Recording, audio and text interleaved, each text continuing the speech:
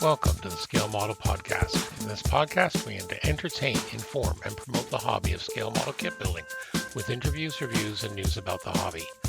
The Scale Model Podcast is recorded bi-weekly and is available where your favorite podcasts are found, including iTunes, Google Play, Spotify, and Stitcher, as well as on our website at scalemodelpodcast.com. If you enjoyed the podcast, please consider leaving a review. It does help to get our shows out to more modelers. We also publish extra video content and complete episodes on our YouTube channel.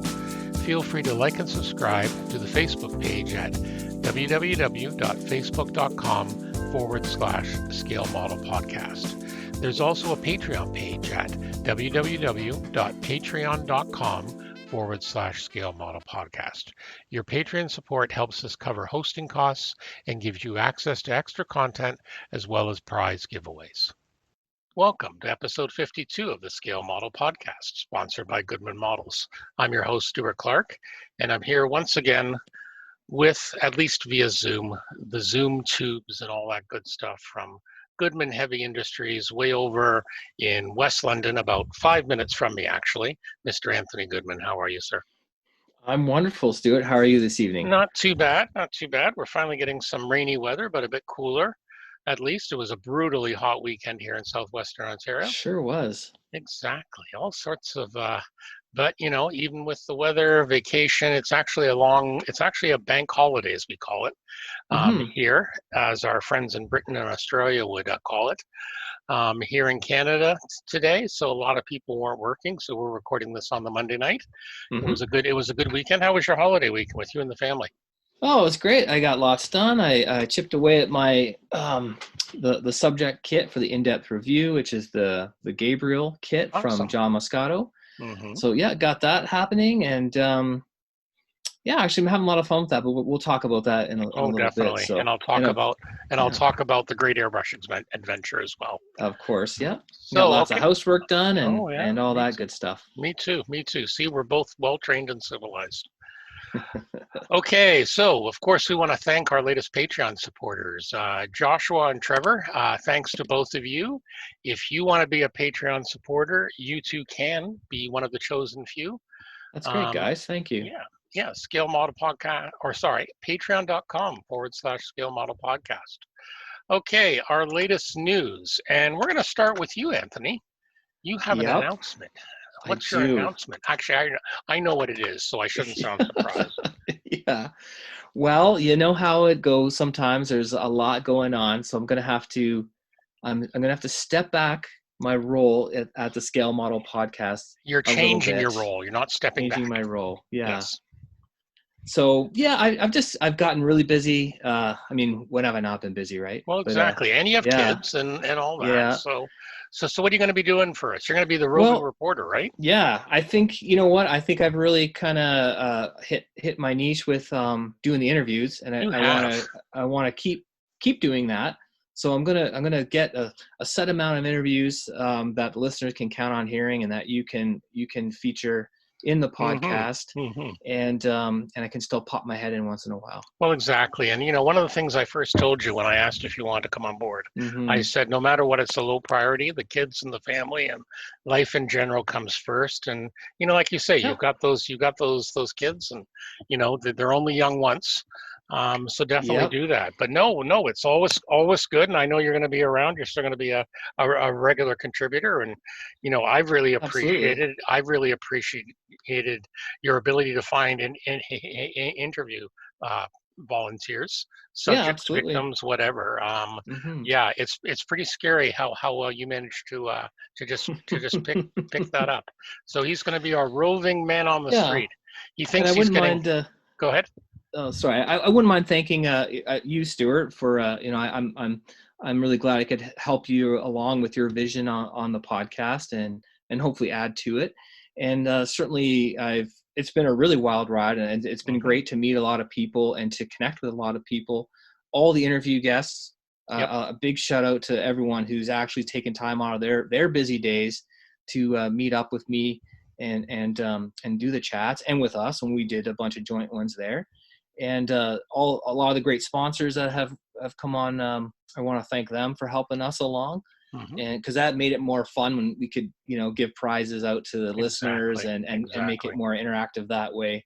So, I'm very thankful for the experience, and I think it's a really cool, it is a really cool podcast, but you just can't do everything Well, exactly. that There's only the so much. mind dreams up. There's only so much time, and since we haven't got a Patreon benefactor giving us, 10,000 a Yeah. month, You it's promised me an assistant and none I know, showed up. That's I it. know. I mean, that's it. He's out of here. No, we're still going to be seeing him on a Corner regular basis. office. So I'm going to Yes. be having a rotating series of guest hosts. Mm-hmm. I've got a press gang. I mean, ask a few people to Yes. to volunteer, but I'm sure I'm going to have a lot of people who are willing to do that. We've got a lot of good friends of the show and Yeah, stuff like that. So absolutely. exactly. Okay, let's move on. So of course you just mentioned giving stuff away and sponsors. We can't forget Mm-hmm. our Supermodel Contest 2020, sponsored by Moscato Hobby Models. Mm-hmm. So yeah, well underway. You have until the end of September to get your build in. That's Anything right. you want, any way you want to do it. Just send us some no more than 3 pictures to Mm-hmm. smpcontest2020@gmail.com. You can find more details at scalemodelpodcast.com/SMP Contest 2020. And we also added a second prize last week. What did we add?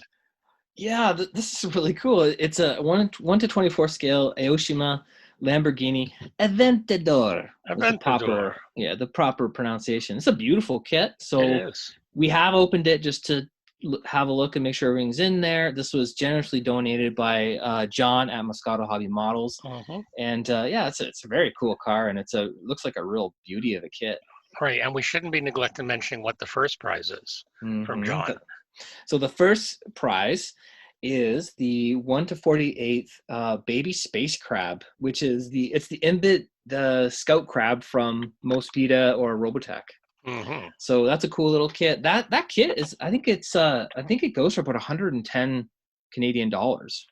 Well, So and I it's think I think I saw on his page he's out of them now again.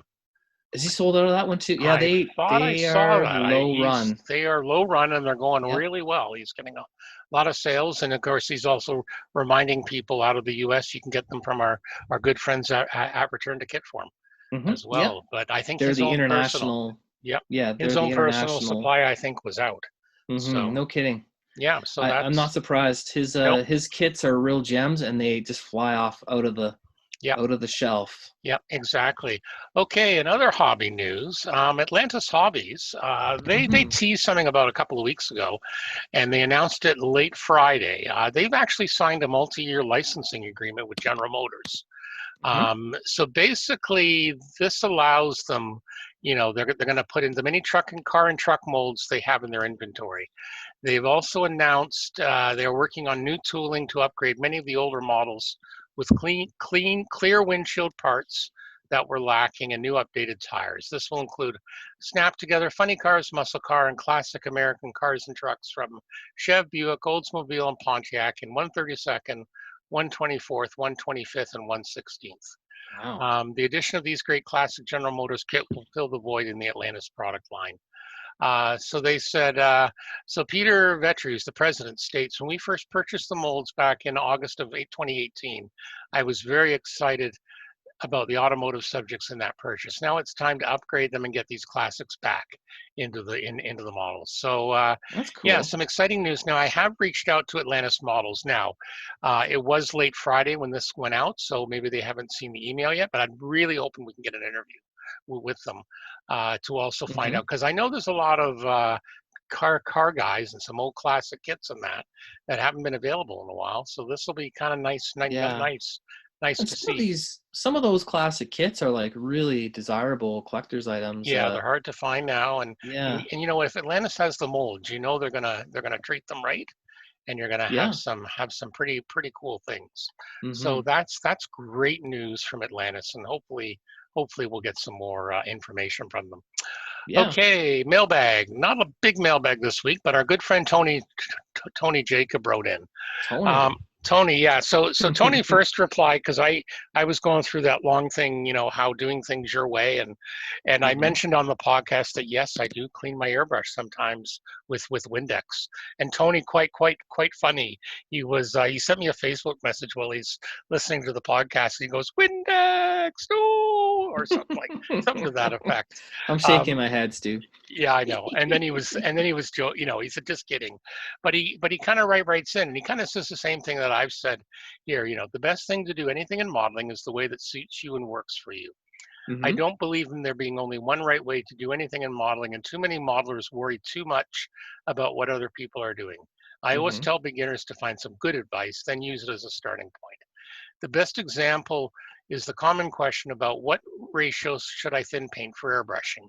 The skim milk suggestion, and I mentioned that too, is great advice as a starting point. But each paint brand, sometimes each color may perform either more or less thin. That's also true. And each airbrush, each compressor setting, and each modeler will always get the best result at a thinning ratio that specifically suits them. None are right or wrong, just experiment and find what works best for you. Then anyone who tells you you're doing it wrong can go take a long walk off a short pier. You got to love it. That encapsulates exactly what I'm trying Sure. to say. And I'm just going to add, don't be afraid to try something new. But Yeah. I also say if you try something new, try it on a test kit first. So for example, I'm going to talk about this Yeah. later. I've never done the hairspray chipping technique until this weekend. So Hmm. I actually tried it on a paint mule this weekend before I commit to doing it on my Panzer 4 I'm working Yeah. on. So, and again, and I've had discussions, you and I have had discussions about this. Some people prefer Vallejo, some people prefer Tamiya, some people prefer Humbrol, Hmm. whatever works for you. In the end, it's what's awesome for you. So just just Yeah. just just just kind of keep that in mind. Yep. Okay.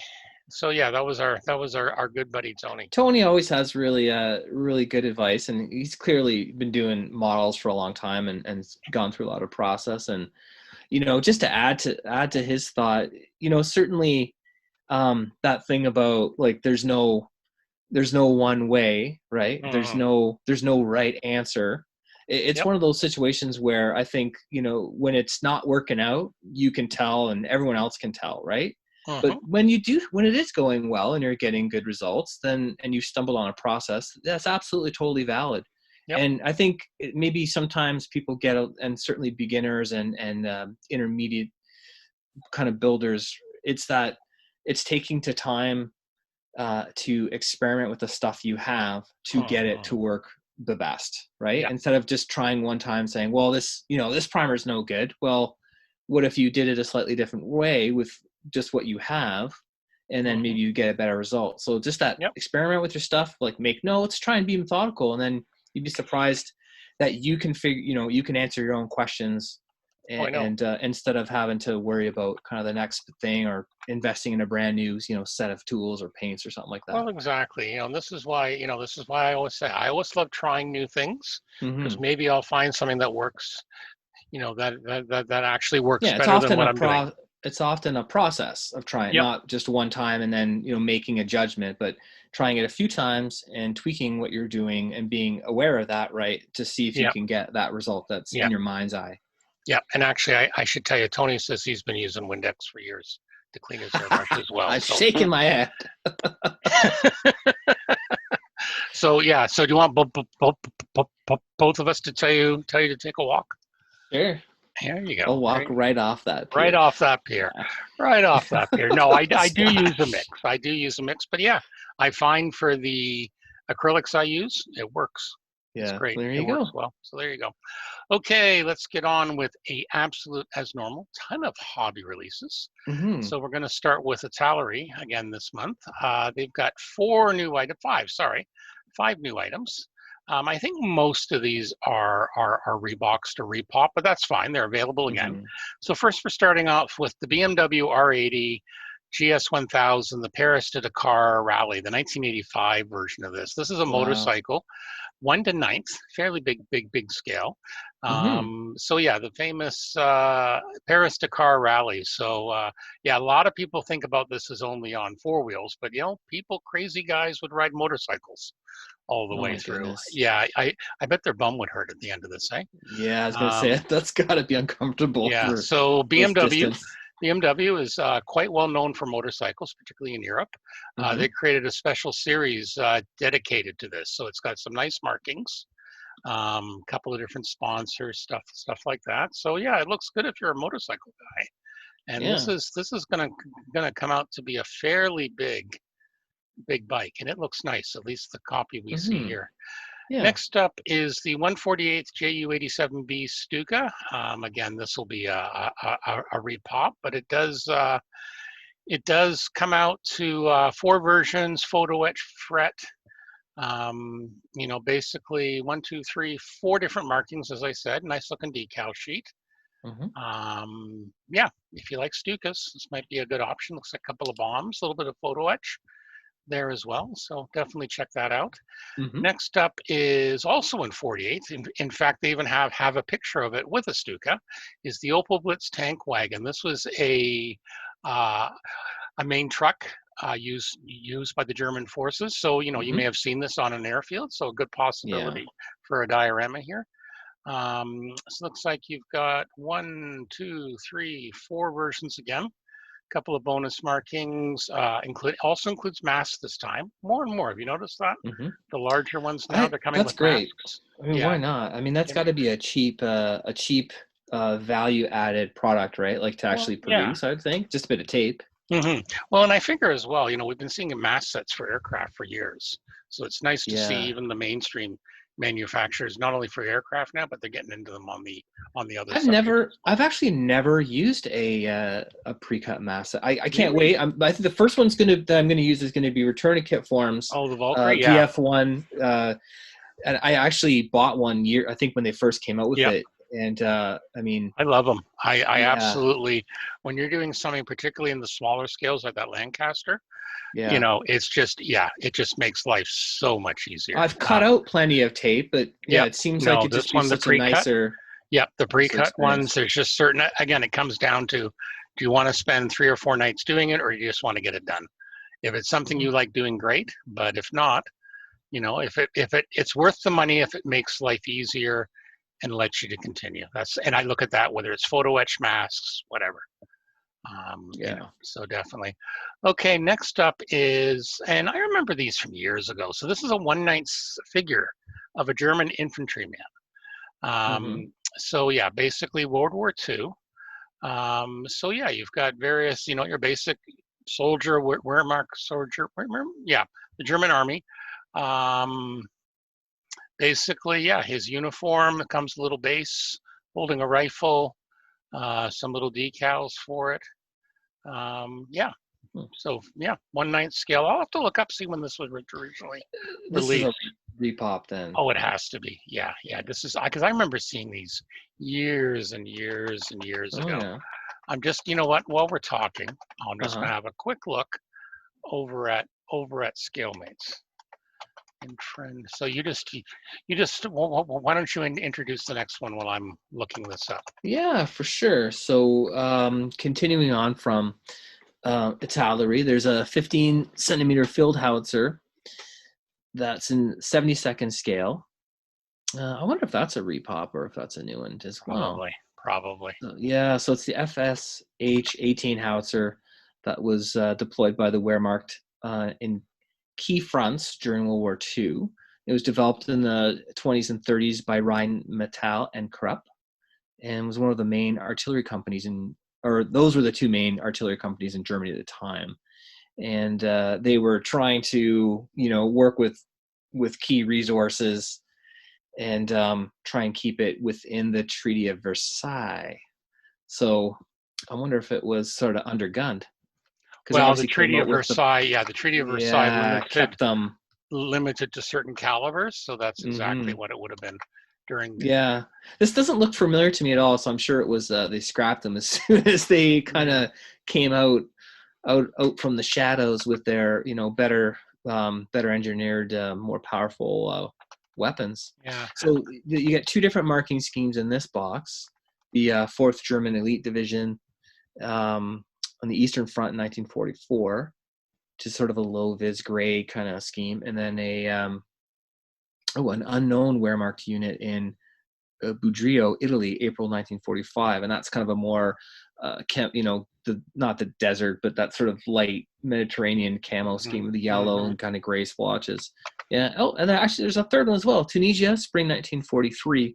That's another interesting camo with the squiggles. I don't know what the actual term for that one is, but decal sheet included. Let's see now. From 33 onwards, Germany's rearmament planning became ever more ambitious, with the particularly significant increase in the production of howitzers and field cannons. So the SFH-18 had a simple and reliable structure with a maximum range of 13.5 kilometers. So it could be divided in two sections and towed by horses. That's sort of one of those more obscure or sort of under acknowledged facts that World War II was mainly, all the transportation was mostly horses, right? We all think about all the trucks and tanks. Yeah, exactly. A lot of it in the early days. And it was a lot of walking and a lot of horse towed, traveling and transportation. So it kind of makes sense. And this had a 7-man crew. Wow. And it was later carried by half tracks, of course. Right. And it has a 105 millimeter caliber version that was developed on the same carriage, and that was characterized by a longer barrel, but was produced in fewer numbers. Right. Yeah, but you know what? Again, people don't realize artillery was responsible pretty well for more deaths on both sides, because that's what it did. It long range, and you didn't know it was coming, and exactly. So. Yeah. Okay. So in this kit, you do get the crew included. Oh yeah. In 72nd scale. So that's a nice little feature. That's very nice. Yeah, that's a nice looking. That's a nice looking kit. Nicely molded. I looked up this one. I couldn't find a previous one on ScaleMate, so I wonder if this is a repop from someone else. The Infantryman figure. Yeah, I'm gonna have to do some more look. I'll have to check with some of the figure guys maybe, because this will be a fairly large. This will be like 20 centimeters high when it's done. So it's a fairly good size. One night. It's going to be. Yeah. So again, something for the figure guys. And there's a lot of them out there. So I'll have to do a bit more research, or if one of our intrepid listeners has the answer, please let us know. Okay. So the price on that, the Infantryman Kit, is 26 euros. So it's about $40. So yeah, it's a good size. Definitely. Definitely. Yeah. Okay. Well, we'll move on from Tallery. We'll move over to Hobby Boss. They have four new kits, again, all different. Another thing that they're doing, their Hobby Boss is really getting into the 1/18th scale. So they have announced a UH-1B Huey helicopter in the big 1/18th scale. So originally known as the Bell UH-1 Iroquois. Yep. Originally in 1955. It's going to be very big. Some nice looking. Yep.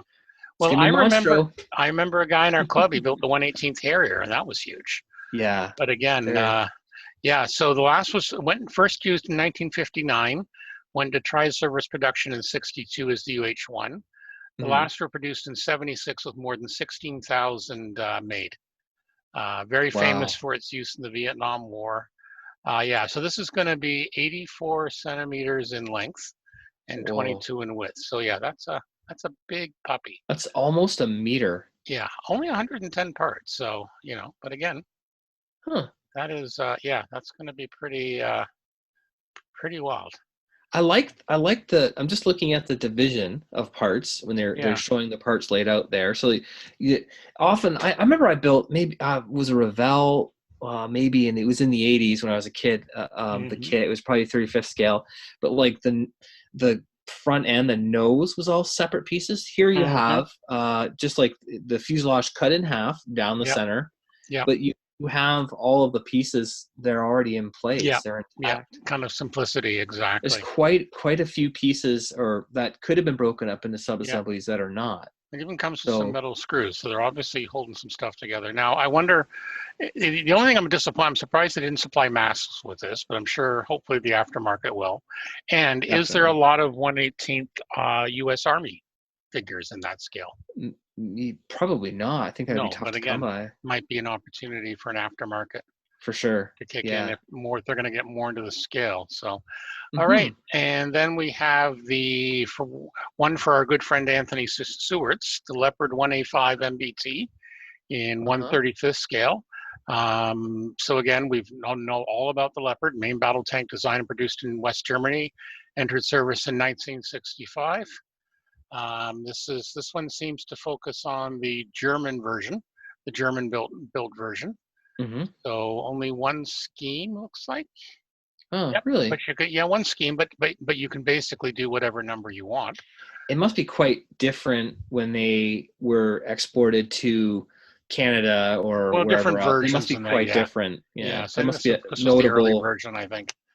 but there But must be again, notable differences like between the, the international markets yeah, I they would think they would so, yeah. slap some decals in there. Yep, yep. Well, again, if you're building one of these, check out Anthony Stewart's site. And we interviewed him a Yep. couple of shows ago. He'll have all the Hmm. reference. 13 sprues, upper hull, lower hull turret, copper cable, and photo etch parts included. Hmm. 570 parts, slide molded lower hull and turret. You know, a lot of those 160 track links. There you go. Oh So yeah. that looks kind I of like cool. that there's photo etch that Yep, included. That's really nice. yep, yep. Because as Ian says, photo etch is your friend. Oh, it looks, on these armor kits, It pops it for some of this stuff. really Yeah, dresses up the yeah, like the plastic grills and that's easy stuff that I know yeah. people often struggle with the difficulty, and I've experienced that myself as well. But Yeah, like grills are really the grills easy and are they have a really, yep, huge impact. exactly. So this must be the photo etch, at least comes from a previous kit, because if you look there, it says copyright 2018. So Yeah, I'm sure they've Leopard done another one. one. Yep. It must be those parts must be sort of generic, and the Yeah, changes are probably all in the barrel and whatever exactly. else. Stuff like that. Okay, moving on. Now they've got one of their latest Chinese Navy vessels. This is the Type 39 Song class submarine in 1/350th scale. So it's known as Hmm. the Type 39, and NATO reports it as the Song class. It's a diesel electric sub for the People Liberations Army's Navy. Hmm. Uh, let's see here. They've produced at least 16 hulls have been delivered since 1994. Basic decals, you don't really decorate up a sub. Hmm. um, Just some numbers, maybe, right? Serial yeah, numbers. well, some numbers and just Oh, the depth markings. some of the depth markings on the hull and the flags and Hmm. and stuff like that. So yeah, they've been building these for a while. So diesel electric are there's still people say, oh, why doesn't everyone go nuke? Well, diesel electrics, particularly on electric, can be very quiet. They're even quieter than Yeah. the nuclear powered subs. And so this sort of thing's definitely designed to sink ships and other things like that. It's not carrying missiles. It's an attack boat. Yeah. Yeah, I don't know a lot. I used to know a lot about, particularly in the Cold War, Hmm. naval stuff, particularly Russian stuff, but I don't know as enough about the Chinese stuff. But they do some very nice things now. These are all homegrown designs now. These aren't former Russian stuff. Hmm. So this will be an all Chinese design. So Hmm. yeah. So it looks Interesting. like, yep, yep. Again, if you're into subs and that, it's an interesting look to it. I've seen Uh, some really beautiful sub. Like I've never been that yeah, attracted to that personally, but whenever I go to a show, all the distant memories of them, yep.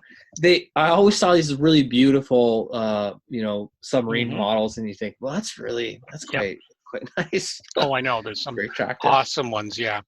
Okay, and then also is they have in 1/35th scale the U.S. Air Force XM706E2. This is basically an APC on wheels. Basically, Hmm. it's designed for base protection purposes. So Okay. basically, it's like an armored car. Um, and you can mount all sorts of weapons on this, like a 50 cal, an M60 machine gun, stuff like that. So yeah, they've been in use for a while. You got a couple of different decal schemes.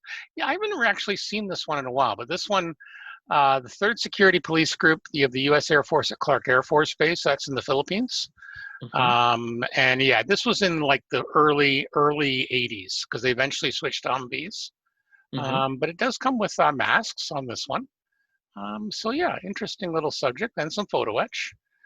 I haven't seen a kit of one of these. I'm sure there is, but Yeah, I'm not familiar with this vehicle, but it yeah, makes this sense.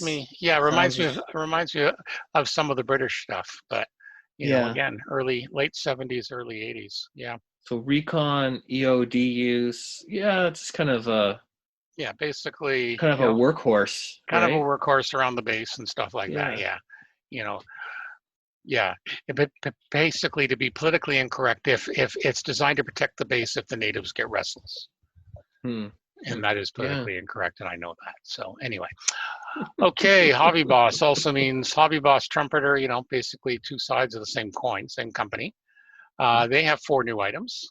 So we start off with the Club K in the 40-foot version. This is a container missile system. So this is a missile in a box, basically. In case you always wanted one. So this contains 4 missiles in like your standard size shipping container.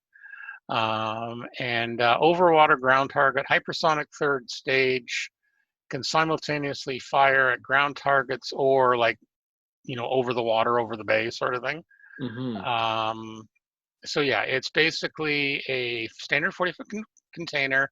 So the idea is they can basically install this anywhere, right? You got a base or something, or anywhere they can get it. Yeah, exactly.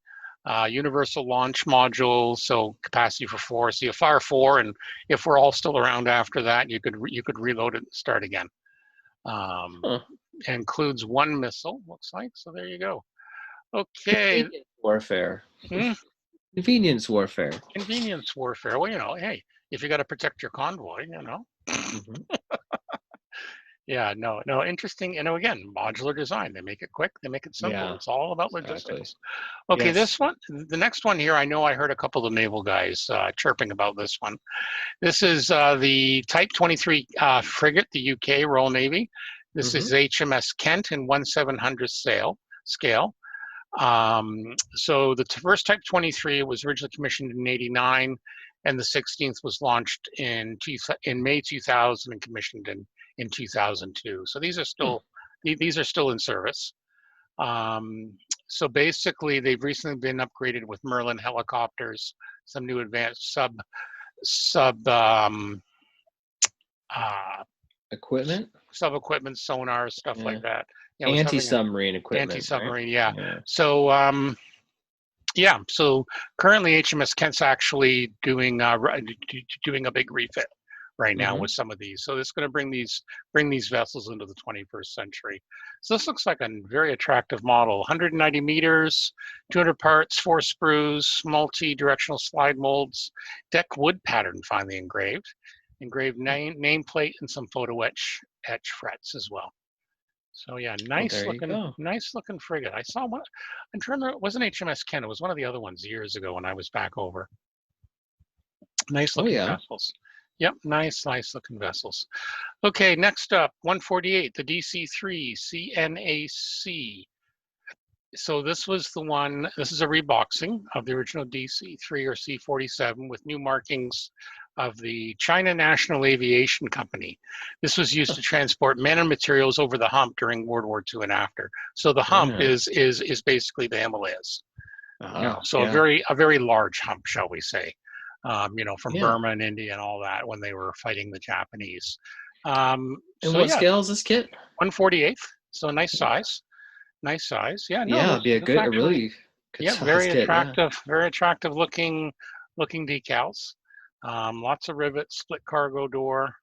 I've heard people talk about this one before. It's got fairly favorable reviews, if I recall, from the passenger jet folks. So again, definitely something else to check out. Includes some frets and stuff like that. Oh, that's nice. Yeah, you get all the safety harnesses in photo etch, so that will be And a one-piece cargo floor rendered in fine detail. So that would Fine be detail. excellent. You can open it up and yeah. Because No, that's always, when you get these big, large cargo plane kits, that's sort of, I think, is going to be the first place that suffers is any kind of interior yep. detail. And I've seen people really go to town trying to do the interiors, and boy, it just, I mean, it turns out beautifully, but it looks like there's a lot of empty negative space to fill with Right. proper detail. Right. It's nice if they give you something. Okay, next up we have the CH-34 in the U.S. Army Rescue version. So this is the Saskorsky Choctaw. They designated the S-58. So it was originally designed for the U.S. Navy for service in anti-submarine warfare. It has seen extended use when adapted to turbine power by the British licensee as the Westland Wessex. Very, very popular long-term in use rescue helicopter. Yeah. But they've served in the armed forces of at least 25 countries. Wow. From combat all through. But basically, these ones also were used to recover the astronauts from the Apollo program and stuff like that when they were in U.S. Very service. iconic. Yep. Yeah, Very iconic. famous helicopter. So this was one of the last piston powered helicopter designs. And then, before its replacement by turbine types such as the UH-1 Huey and the CH-46. They produced 2,108 between 1953 and 1970. Wow. So you get a choice of two different markings, both U.S. Army. One's a rescue bird and one looks more like a normal one. So again, if you like helicopters, definitely worth checking out. 404 millimeters in length. The rotor diameter is 333 millimeters. So again, a good size. Yes. 320 parts over 12 sprues. So, and some photo etch. And those should be available now, they're saying, from your local trumpeter dealer. So check them out. Okay, mini art. I always like covering mini art. They got so many new different things. So this one kind of struck me. I just like the look of this. So this is their new 35th scale Workstat craft wagon. So I guess we know that's a workshop motor vehicle. Yeah. Loaded with full gear. So kind of cool. It looks like a bit like a school bus, based on your standard chassis. So this like a transport truck. Kind of thing. Yeah. So like this is based on this is actually based on a captured Russian Gaz truck omnibus chassis. So they were manufactured in 33 to 41 and from 45 to 48. It had, based on the Gaz, and had 16 seats in the bus service, but some were converted, as this one, and full of machinist tools and equipment. So yeah, this is kind of cool. So you get that, plus you get a lot of all the toys, the equipment and the tools and stuff. And quite neat. Compressor tank, a lathe equipment, even the buckets. That's awesome. 44-gallon barrels with some fine engraved German writing on the top of them. Clear parts, chairs, a nice photo etch, a couple of basic decals. I could see someone super detailing this and really having a lot of fun with it. This has got a lot of stuff. And again, some diorama possibilities. I'm sure we're going to see some people doing some cool things. Those little things are what bring, those little details are what brings models or dioramas to life, right? Like the tools, the things that people used, right? Like the detritus of life. Exactly. And and mini art does so many of these different things. So it's very, very cool. So again, I probably won't get one myself, but I can imagine a lot of people getting them. So okay, moving on. This one's got a lot of chatter. This is Edwards released a new boxing of their recent P-51D. This is known as the Tales of Iwo Jima. These are the very long-range P-51Ds. So these were the P-51s that escorted the B-29s to Tokyo. Okay. So they were based at Iwo Jima, and the B-29s were based a lot further south in Saipan and stuff like that.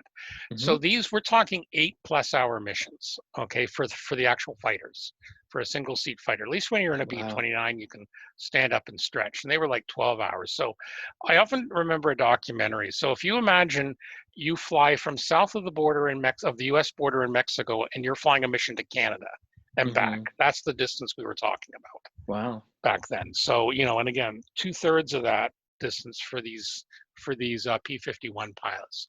So Mm-hmm. these are the very long range ones. So these ones were based on various bomb groups.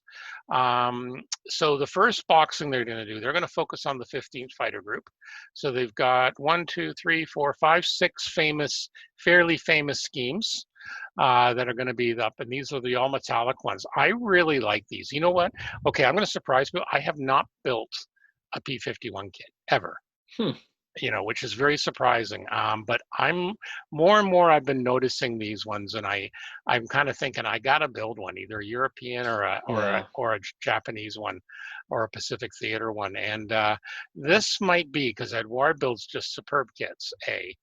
And I've actually got some of them when I was up at Forbes Hobby a couple of weeks ago. I bought some more of the Vallejo, 2 different schemes of the aluminum, which would work perfectly for this, I think. Yeah, again, a very iconic aircraft and so well known and just a really classic design. Yeah, a lot of very famous schemes, and some of these had some amazing nose art and stuff like that.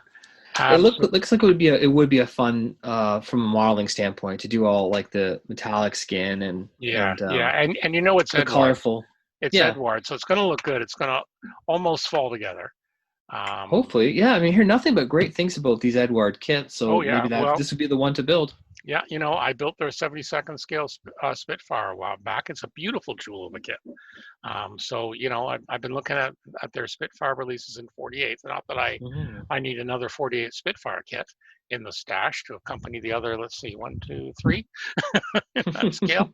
But yeah, this looks quite good. I wouldn't be surprised at some point if one of these makes a home, either this one or the recent Airfix one makes a home in my stash at some point. So definitely worth checking out.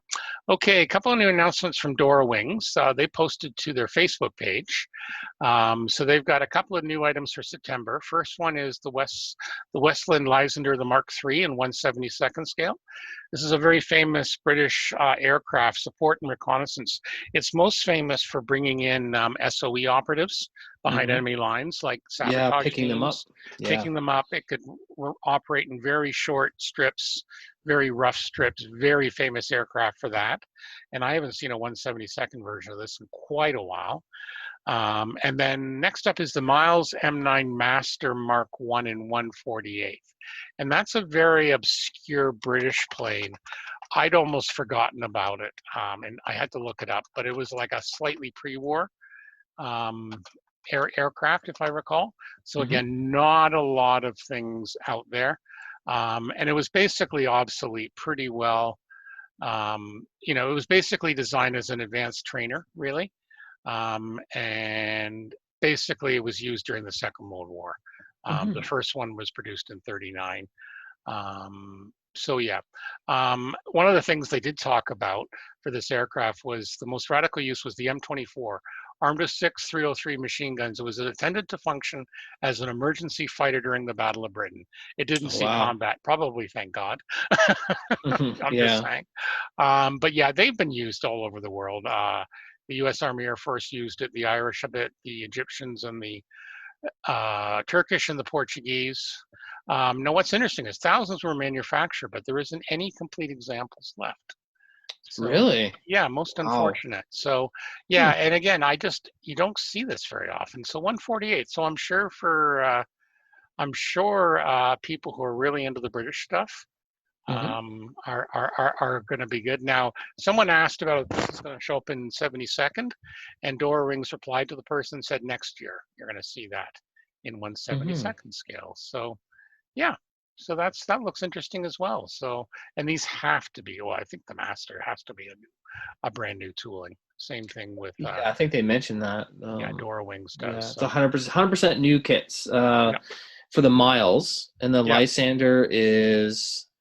They're mentioning here they added one new form to the SD version. Okay, they produced the 72023 kit. Yeah, so we'll have to check scale mates for that. But again, I'm trying to remember where I built one when I was. I think Matchbox had a big one. I think they had a 32nd scale one, if I recall, the Lysander. I'm sure there's people out there screaming at me right now, telling me I'm right or wrong, but that's fine. Yeah, I think pretty sure it was. It was one of their green logoed ones. It was one of their 32nd scale ones. But yeah, very nice looking kit. Okay, next up we have the round 2 video update. So round 2 does these great little video updates where they go through the plant, and it's kind of cool because they always start off with the guy carrying the box through the warehouse. Yeah. In the back scenes and all that. So, I'm not going to go through everything, but basically they've got some repops of the MPC 32 Chrysler Imperial 8 called the Gangbusters. So this was a convertible coupe with a rumble seat. Plus you get some gangsters. You get some gangsters and some machine guns and, good size engine, stuff like that. They've also got the Gypsy Wagon. This was like another custom hot rod thing they built way back. This is from AMT. And again, I remember this when I was a kid, these coming out. So it looks like a little gypsy caravan, but it's like set up like a top wheel dragster. But plus as well, it comes with the gypsy camping accessories, including the camping accessories, fiddle, keg fuel tank, and a potted flower. There's that in the box. These are some bizarre, I guess they were, at the time that these were really coming out, they were kind of blazing new ground, right? Yeah, this was the thing, all these custom designers. So next up is MPC has the Tiki Trike. So this is a custom bike, a trike in trike version. Again, I remember this when I was a kid. So round 2's reissued that. That looks very nice. They mentioned the Polar Lights Galileo shuttlecraft and all new tooling in 1/32 scale. Yeah. And then they go into some of their die cast and stuff like that. But, all sorts of goodies as always from our good friends at round 2. So definitely check those out. The videos, it's a good one to subscribe to, a good channel. Okay, I mentioned Black Dog a couple of weeks ago. They've got some more fantastic new releases. So a bunch of stuff for the 48 scale Tamiya F14D or whatever other scale you want to build it in. So we start off with the F14D engine designed for the AMK kit. Again, beautifully look with the doors and everything, nicely rendered. So this would be the bottom of the aircraft that would open up. Next up is the right side electronic space. And then you get obviously the left-hand electronic bay and the cannon. So it opens up to show you the rotary cannon. Yeah, those are very cool. These are amazing. Yeah, just beautiful quality.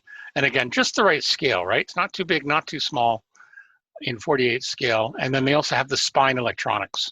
So right behind the cockpit there. So you could really open this thing up and super detail it to hell and back. And then they also do some combined packs. So the right and left. And then if you want the big set, so all 4, that'll set you back about 51 euros. But again, if you want to it's not bad. Scale it up, yeah, exactly. 48 for scale. every open bay. All 4, pretty well every open bay. That seems like a really good value. Like if you want to do that, maintenance diorama scene, and you can get everything for that price. Yep, that's not too bad at all. Decent. So I'm sure we'll see some on the tables eventually. Next up, they've got a couple of World War II Navy deck crew from the aircraft carriers. So first we have a fireman, so a guy with a Navy crewman with a fire extinguisher. So you'd often have these as the plane was standing beside the plane when it was starting up.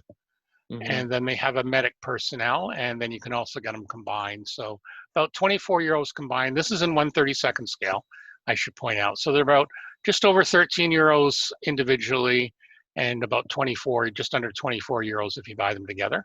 Yeah, it's a good price too. Yeah. And then we've got for 32nd scale. Again, I don't know why they wouldn't have 35th, but you know what? This would work. This works for aircraft, and I suppose they could make something similar for tanks and that. But this is a workbench and tools, very basic wooden workbench, and got a nice little vise there, some hammers, some chisels, some screwdrivers. The example looks very nicely painted up. So that looks nice. Yeah, that's great. Yeah, that'll set you back about 13 euros.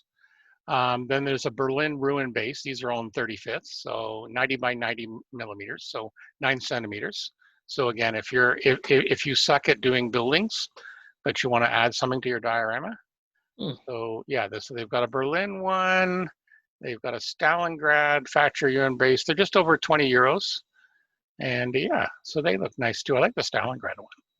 That's got some Yeah. possibilities. This stuff is a lot of fun to do. I think, Yeah. using certain materials, like it looks amazing, but it's almost like you're missing out, eh? Like by buying a fully finished, weathered, and everything. They're Well, great, you know what? Yeah. It's like same thing we talk about with mask or photo etch, right? Yeah, I guess. If you're more into like we know, like we have guys at the club Depends. who love building the buildings by scratch. They do a fantastic job, Yeah. absolutely fantastic. But for some people, they don't want to do that.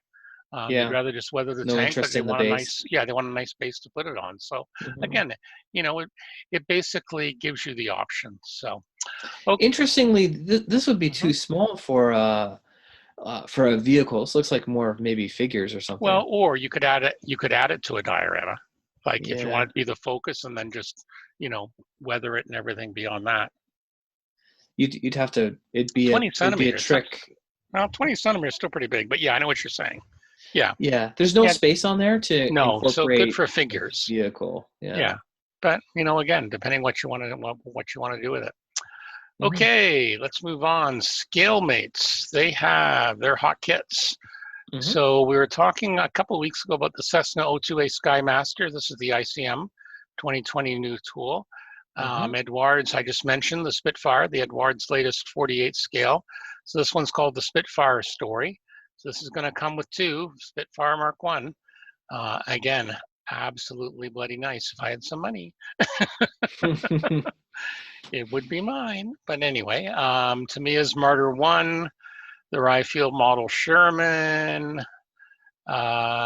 Edwards. They're doing a limited edition of a 109, the work Mhm. wagon we talked about, a lot of the normal Cool. stuff, the Ford Yep. Mustang GT4, that P38 F&G Lightning, still going strong. Mhm. What else we got here? Mung's Fokker triplane, Mung/Wing Nut Wings. Yep. That's obviously going to be on people's minds for a little while. Yep, yep. So speaking of the Lysander, Edward did one in the 148th. So they've got a Okay. limited edition. They did one a couple of years ago, so they've changed the decals. Mhm. Obviously, the Avro nose from Hong Kong Models, the Mhm. Lancaster, is still up there. That's another one I'd like to get my hands on, even though I hate doing cockpits. I think if I Mhm. just had to do that, just that size. I think it's not the same as doing a typical, cockpit as part of a plane project, right? Yeah. When you've got that scale too, 32nd Well, scale. and it's got a clear side that you can mount it, but more importantly, I have room Yeah. to put it somewhere. Yeah. I wish The that I did. Ryefield T34 85 model. There's a lot of T34s coming out lately. Yeah. Everyone seems to be doing T34s right now. It's the golden age if you are a T34 fan. Yeah.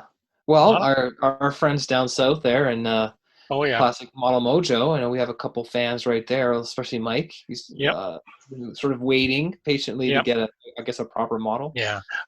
I know it won't interest Dave as much because apparently it's not God's one true scale. But Mhm. apparently Dave's Kentucky Dave's very smug right now because he got both Mike and Dave Goldfinch building 172nd scale subjects. Or so he says. I think it's just a random thing, but he's very smug about that. Yeah. The Revell 148th SR71 Blackbird to be released next year. A lot of people still talking about it. That's going to Yeah. be an interesting one. So we Hopefully will it see. lands. Yeah, hopefully. Oh, look at this, an Egyptian T-34 further down. Mhm. Mhm. The Arma Wildcat. So yeah, lot of the normal stuff still going strong. So Here's an interesting one that I don't think we've seen. mhm. The Trench, World War One and World War II era by Masterbox, 1/3 scale, Yeah, this was one. 2020. Yeah, I New remember reading tool. about it. Yeah, so this is you basically can do it either as one long trench section or Yeah. basically a shorter one with two sides. So again, great for the diorama models, and Masterbox Yeah. does some nice stuff. So Yeah, yeah, I do have a couple Masterbox kits, and they look quite good. yeah. They're not. People say very very good things about it. Now, Mhm. what's this one here? Someone from YG Models, 1 to 700 scale. Project 1239, air cushion missile ship. This must be a Ooh, Chinese company. Hovercraft. Well, You say well, air it's not cushion. really. It looks like a, it's got multi-hull. What do they call that A again? pontoon. Yeah, Yeah, I Corvette don't know. Bora class. That's So very interesting looking. 2020, yeah, it does. But what's an air cushion ship? Well, to me, I think, yeah, I agree. I think of a hovercraft, but Mm-hmm. this looks like it's, and the name's off the top of my head, multi-hull. Oh, what's it called? I don't remember now, but Yeah. it's not this. This is not a hovercraft. But yeah, looks like It raises up on a well, like a on hovercraft a raises up foil. on a cushion of air. Yeah, hydrofoil. That's what I'm thinking of. This is a Yeah. hydrofoil because it's got multiple hulls, which is designed to go faster. So yeah, this looks Well, Chinese. it does say it's a I think it's a hovercraft. Bora class Corvette. You know, I'm going to have to look this up now. Yeah, I'm just reading here on ScaleMates a little bit more deeply, and it's Oh, it does based say it? on Okay. missile hovercraft project. All right. Yeah, no, This it's is the actually Russian. Russian Yeah, version. it's Russian. It is hoverborne guided missile corvette. Military But that looks surface like effect. that's the basic shape for Yeah. the Chinese one, the Project Yeah. 1239 air Yeah, cushion. that's the Russian one first. So it's the Chinese manufacturer producing it, but it's a Russian vessel. So it's designed for coastal defense. Interesting. Various different. Launched in '88 and '99. There's Oh only yeah. 2 so far. They're currently serving in the Black Fleet. So there you go. Well, Wow. see, this is what I'm saying. I'm way behind on my Russian and naval, modern naval stuff. So, you know, it's terrible, but there you go. Well, look at that. A Nautilus from Trumpeter in 1:144 scale. That's interesting. Yeah, that'll be a good size. Oh, and also from Pegasus Hobbies. Yep. It says Pegasus/Trumpeter. Interesting. Yeah, we were talking about submarines before. At some point, yeah, I'd love to build like I love the book and the movie The Hunt for Red October. I'd love to build a Typhoon class and a Los Angeles class sub. You know, there's not a lot to them, but they're still kind of cool, and you can put them on the mantle, and you know, exactly. But yeah, you know, we're in the golden age. There's no shortage of yeah, it's unbelievable of things. This one further down, how about this? A Ford three-ton two-man tank from 1918 from Vargas Scale Models. Visible engines and crew cabs. This must be resin. So yeah, again, very more obscure subjects, but you start hearing about it. So there you go. Okay, so that's what's happening at ScaleMates.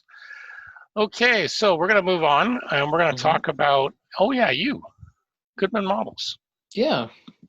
So I'm happy to report that I'm definitely proudly going to continue to sponsor the Scale Model podcast. Damn straight you are. And also throw some prizes into the mix here and there. So good.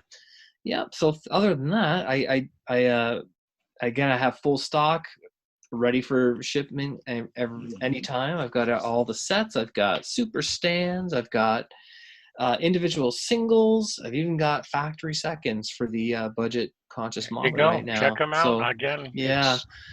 When I build, it's right there, right at my workbench in front. A lot of my bench pictures show them.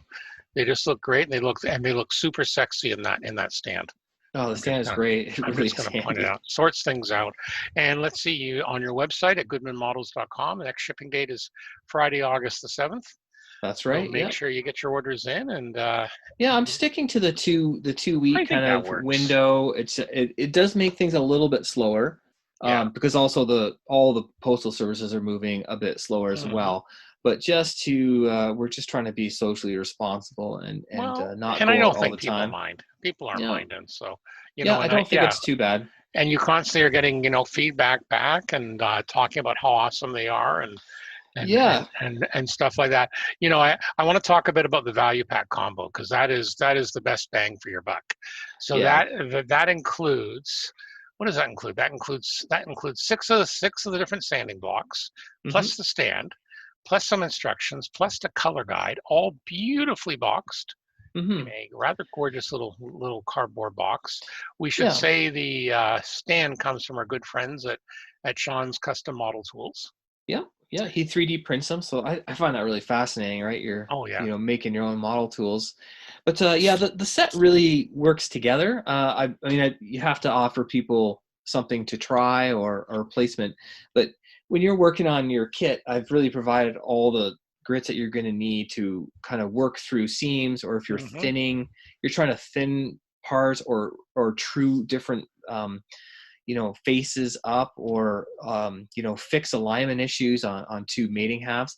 It's best to work through certain grips and in succession, and then it just goes really quickly, and you get that really crisp, precise result that I think we all see in our head, right, when we're working on projects. That's right. No, it looks great, and you get the 80 grit, 180, 220, 320, 400, and 600. They're all can be used wet and dry.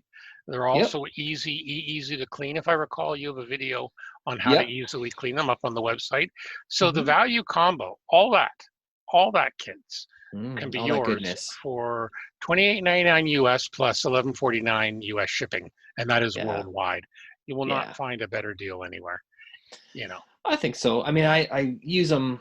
I use them so much, and I haven't heard anything bad. Everyone who's purchased one that has responded back or provides some feedback really likes them, and I think has found them an invaluable part of their toolkit. So that's I'm definitely using them all the time, and we can talk about our builds a little bit later on. But I'm using them on my current plastic build, and I really did use them a lot when I was working on the two resin kits from Moscato Hobby Models, and that's why I include the 80 grit was really meant for resin, and it comes in handy there. Well, and I use the 320 and the 400s are the two I use the most. The green and the orange one. They're all nicely color coded. You can't go wrong. So definitely check them out. So they're at Goodman Models, and I know a few hobby stores still have some, like Wheels and Wings in Toronto. And does I'm trying to think here. Does Section 8 still have some? Yep, Section 8 carries them. They should have some in stock. I think there's actually probably a set or two left over at Forbes Hobbies last time I was there. There you go. Yeah, I think you're right. I think I did see one. I think I saw one set left. So they're also available. They're available on flexifile.com, and they ship worldwide, of course. And I also have a distributor in Australia, which is which is amazing. So it's wargameminiatures.com and SJS Hobbies, which is an eBay store. They have a full complement of sets, singles, and super stands. And I know that Wargame Miniatures actually got their own colors. They have they for the super stand. So when you buy talk to Sean, colors. When you buy a super stand from me, you get the official Goodman green, and that's the only one I carry. And then Sean can make any custom order. And then at Wargame Miniatures, they have a whole bunch of cool colors, like I think 3 or 4 different custom colors. So it's kind of neat to get what you want. Exactly. No, exactly. You can't go wrong. And definitely Sean's custom modeling tools as well. They have a lot of good stuff. And they do have a lot of constant stuff, constant good reviews, and they're a great supporter of the show. And they also give us stuff to talk about. So, okay, so that's it from the sponsor. And of course, we thank them for their support. You're welcome. Okay, this time we didn't have an interview, but I thought we'd get to a subject, and I wish I could find the email, which means I'm going to find it right after the show. We had someone email us asking about if we'd ever do a topic on scales, model scales, and the history of and all that.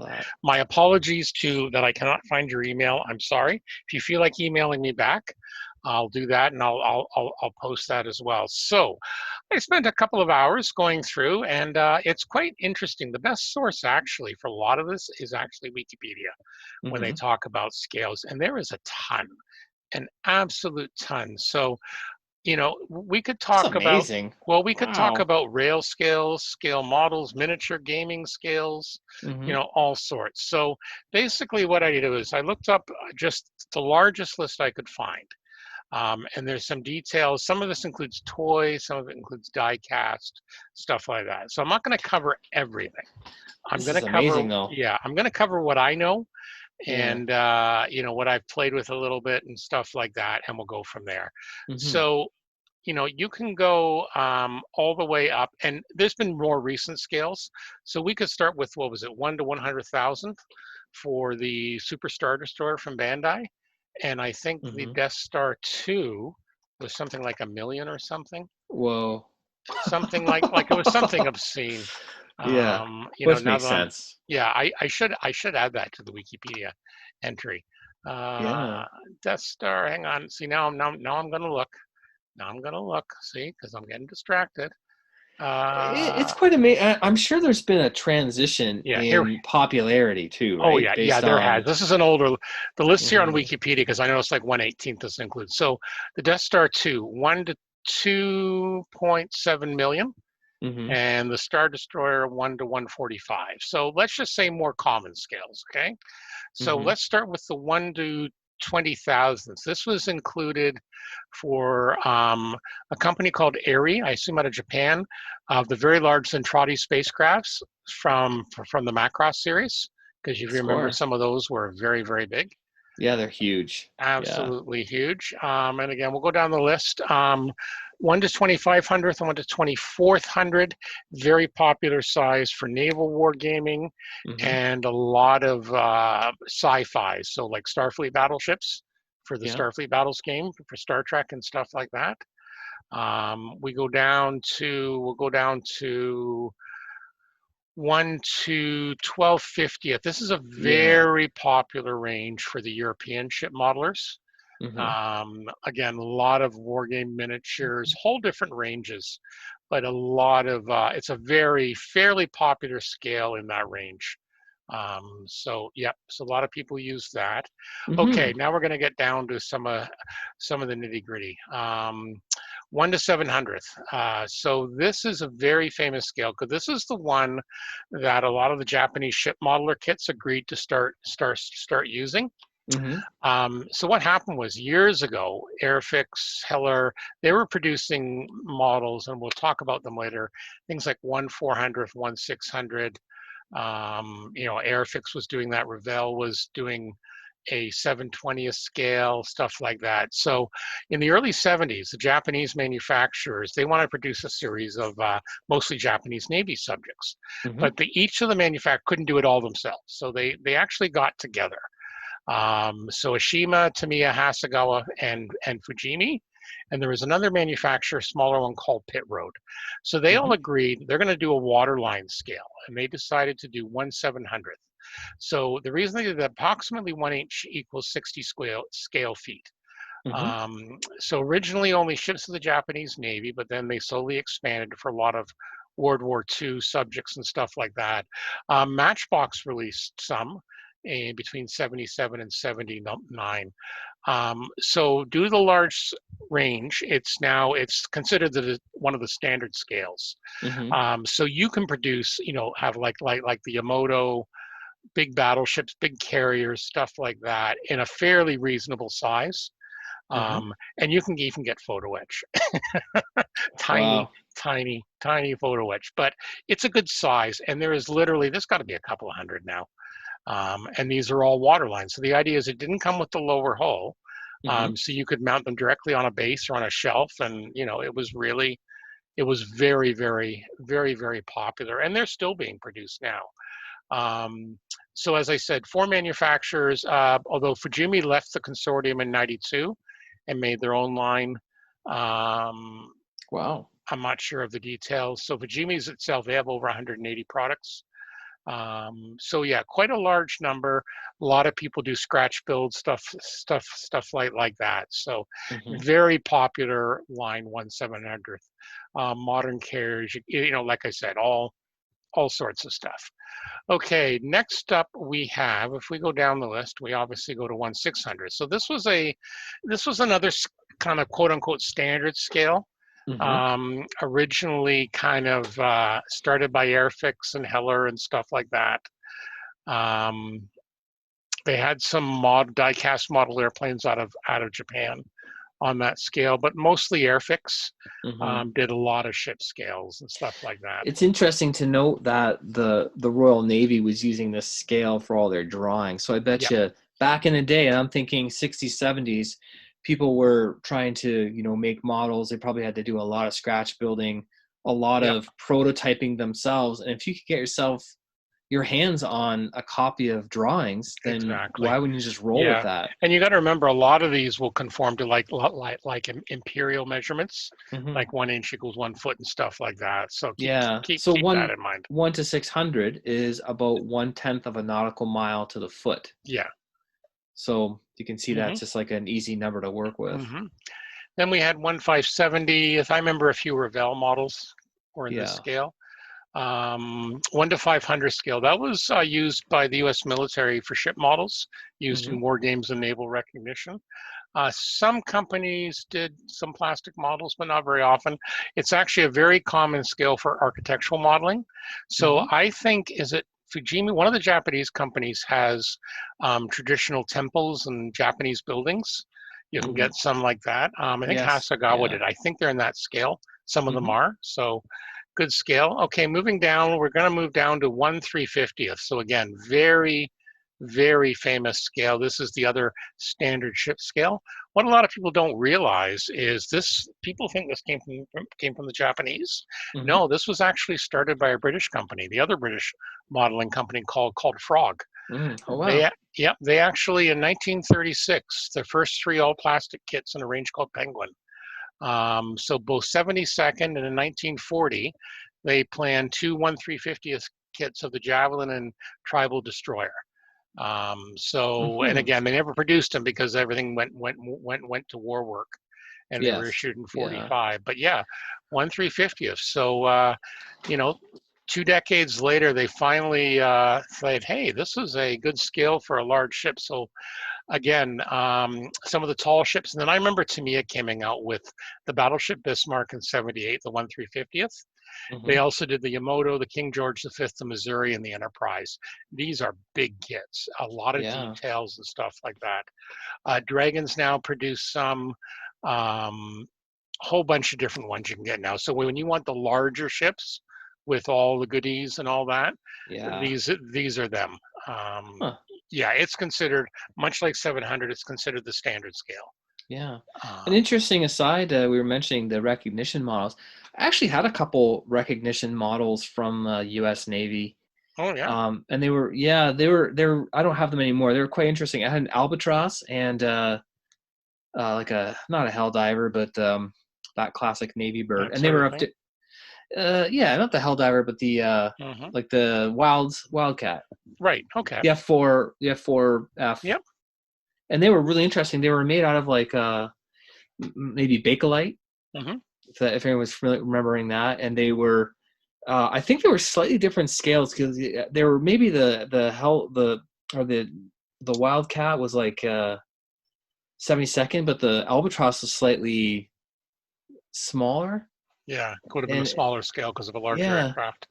They're really interesting. I ended up giving one away, and then like I think I sold the other one. But they came out of the recognition models. I think were all handed out to various staff members as like kind of not like mementos of service, or meant to go on your desk. And I had a sort of extended family member who worked at not Boeing, but the makers of those planes. Well, I forget which company. Grumman. Yep. Yeah, Grumman, they were both Grumman makes, and that they had been passed on, but they were like clearly they were recognition because they're very simple, but they had the correct shape, but very kind of interesting scale model artifacts. Interesting. Okay, we're moving down. We're getting smaller and smaller, or larger and larger, shall we say. 1 to 300th and 1 to 285. I'm going to use these both together because these are commonly used for micro armor and for wargaming purposes, scale sand table war games. So I have a few micro armor, little lead ones, known as miniature wargaming. The detail, some of these are amazing. What micro armor does on this scale is absolutely amazing. Some of the stuff they have, very, very cool. So yeah, definitely quite cool. Next up, I'll just mention it because I like the game. 1/270th Fantasy Flights Games uses it for their Star Wars X-Wing miniature games, for their small and large ships. 1 to 250th Heller used it for model ships. Moving down, 1 to 220 Z gauge for the railway guys. Now that's an interesting one because I've actually in the 80s there were Gundam kits from Bandai put out in 1 to 220, and really? also and also a series of like accompanying resin kits that were in that. And I could never figure out, like, it seems such a random thing, but I think it divides out to that's usually what it is. Yeah, 1/44. If you go smaller, you get one. Is that correct? 1 to 220. I get out my calculator now. Right? Yeah, But like 72nd divided is 144th. So basically, it was introduced by Marklin in 1972 out of Germany. Mm-hmm. It's a track gauge of 6.5 millimeters. It's one of the smallest commercially. There is one smaller, and I went by it, and that's the famous TT or T scale, and that's 1/480. That's even smaller. It doesn't fit into the 72nd 1/44th, but I don't know why that was picked up as. I mean, certainly there's a large interest in like certainly N scale railroading in Japan. That's huge. Well, it's so popular, and Z gauge might be because you can basically do all that terrain and everything, have wide vistas. Yeah. They just have very small, spaces to kind of have their hobby life. So those small scales really appeal to them. Yep. So this is 2/20th. 1/200th, a scale used for high-end model aircraft and very detailed paper and model ships. It's known as 9mm figure scale. Many airlines distributed models in this scale as free as a mean of advertising. So I remember, when I was a kid, you go past the travel agent and there'd be like a Boeing 747 or all that. I remember those. Yeah. It's also a common scale for architectural modeling as well. Mm-hmm. Let's see here. 1 to 1/60th, that's your N scale for American and European. And of course, the British, we had to be different. They had their N scale is known as 2mm scale, fine scale, and it's 1 to 152. Oh, goodness. You're really going to notice the difference. Yeah. And then 1 to 1/50th was used by Hellers for model ships. And originally it was proposed by the Japanese to supersede 1 to 1/44 scale trains. Not much of a difference there. Now here's one you may not know. So 1 to 1/44th, we've all heard of that scale, right? For ships, aircraft, all sorts of things, right? Well, it's actually known as W scale. W scale. I've never heard that term. Neither have I. And it's used for 12mm and 12.5 figure scale wargaming. Yeah. So of course Gundam was always. I just assumed that they were trying to make it work with 72nd scale stuff, but in a smaller, in a smaller scale, right? That they knew they could sell, or like they could fit the boxes on the shelf. That's really fun. I've never heard of W scale. The term. Neither have I. 1 to 1/20th is TT model railroad scale, another smaller out of Japan. I've seen some of these YouTube videos. Again, some amazing detail, kind of a halfway between, and it stands for tabletop. It's roughly halfway between HO and N scale. Interesting. Yeah, it's a very small niche market, but again, kind of cool. Nevertheless, okay, we're coming down to some familiar ones. 1 to 100th. So aircraft by both Tamiya and Plasticart. Zvezda makes some military and ships by it. Kits of some historic and modern spacecraft.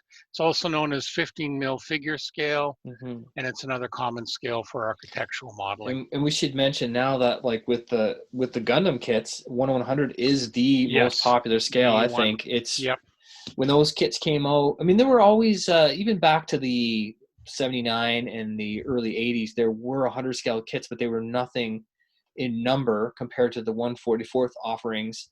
And it didn't come sort of roaring out until I think the late 90s when they came up with a master grade line, which was 1 to 100 scale, and that seems to have really taken off. And I think 2 years ago they passed like the 200th release.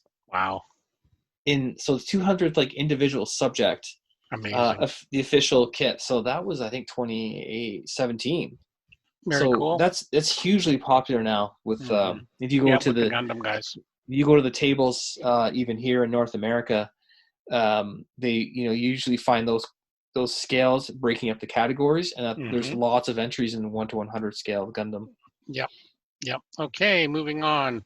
187th, that's your HO scale for your trains. Mm-hmm. 182nd is actually an intermediate scale because again, the British had to be different. The British had OO scale, even though you can the track width is the same, so you can use an OO scale train on an HO scale track. And then you had 176, which is the 4 mil fine scale used in the UK quite a bit. And then of course we have that was 176.2, and then 176 scale were military vehicles, a lot of Matchbox and some aircraft, or not aircraft, Matchbox and Airfix used it. Quite often people would have them with their trains for their diorama. Yeah, it's interesting. I have a Japanese kit from Nichimo from the 80s in 176 kit. It's a Maschinenkrieger kit. So I always kind of, it was sort of a bit puzzling. Right. Why? Well, I know. But some of these are just weird. Fits in a box, I guess. Yeah. I don't know. Well, so here's another odd one. So 1 to 73.15, so 1 to 73.152 scale. Common hobbyist miniature wargaming. So this was where all your D&D miniatures were originally in that scale, including Gamma World D&D and Classic BattleTech. Okay. But there they must have decided that, hey, we want them to be this tall. That's going to satisfy our detail. We know we can charge this amount. We can package them in this packaging. Yep.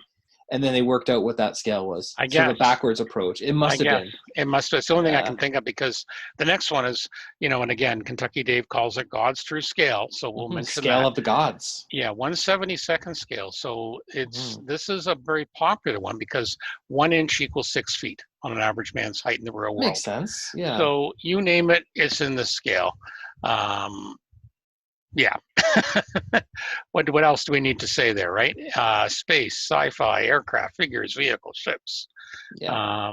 Some scratch fold radio control model ships in this scale. So yeah, just all sorts. Need we say any more? Moving down the line a bit, 164th. So some ships, some die-cast cars are in the scale. Yeah, Hot Wheels. That's Hot Wheels. Yep. Yeah, but the scales do vary. This is also known as S scale in the model railroad world. It's not the most popular scale, but a lot of people like it. So it's around. What else? 1/60th, used by D&D Miniatures, and apparently a handful of high-detailed Japanese giant model kits produced by Bandai. Well, I can speak to this. I think I figured you would. I found this really quite interesting at the time. So I'm thinking primarily of the Patlabor model kit series that came out around 89, 90, 91 when the TV show was in full gear. And those kits were 1 to 60. And I always thought, what a weird scale. Like, I can't get anything to go with them, like to make a diorama or whatever. I did find that there were certain like Matchbox cars that were in 1 to 60 scale, but what I noticed was all of their 1 to 144 scale Gundam kits, if you suppose they're roughly 18 meters tall, right, and you build one up out of the box and you have it sitting on your table, and those kits were at the time, they were kind of $10-15 approximately. They were 1,000 to 2,000 yen.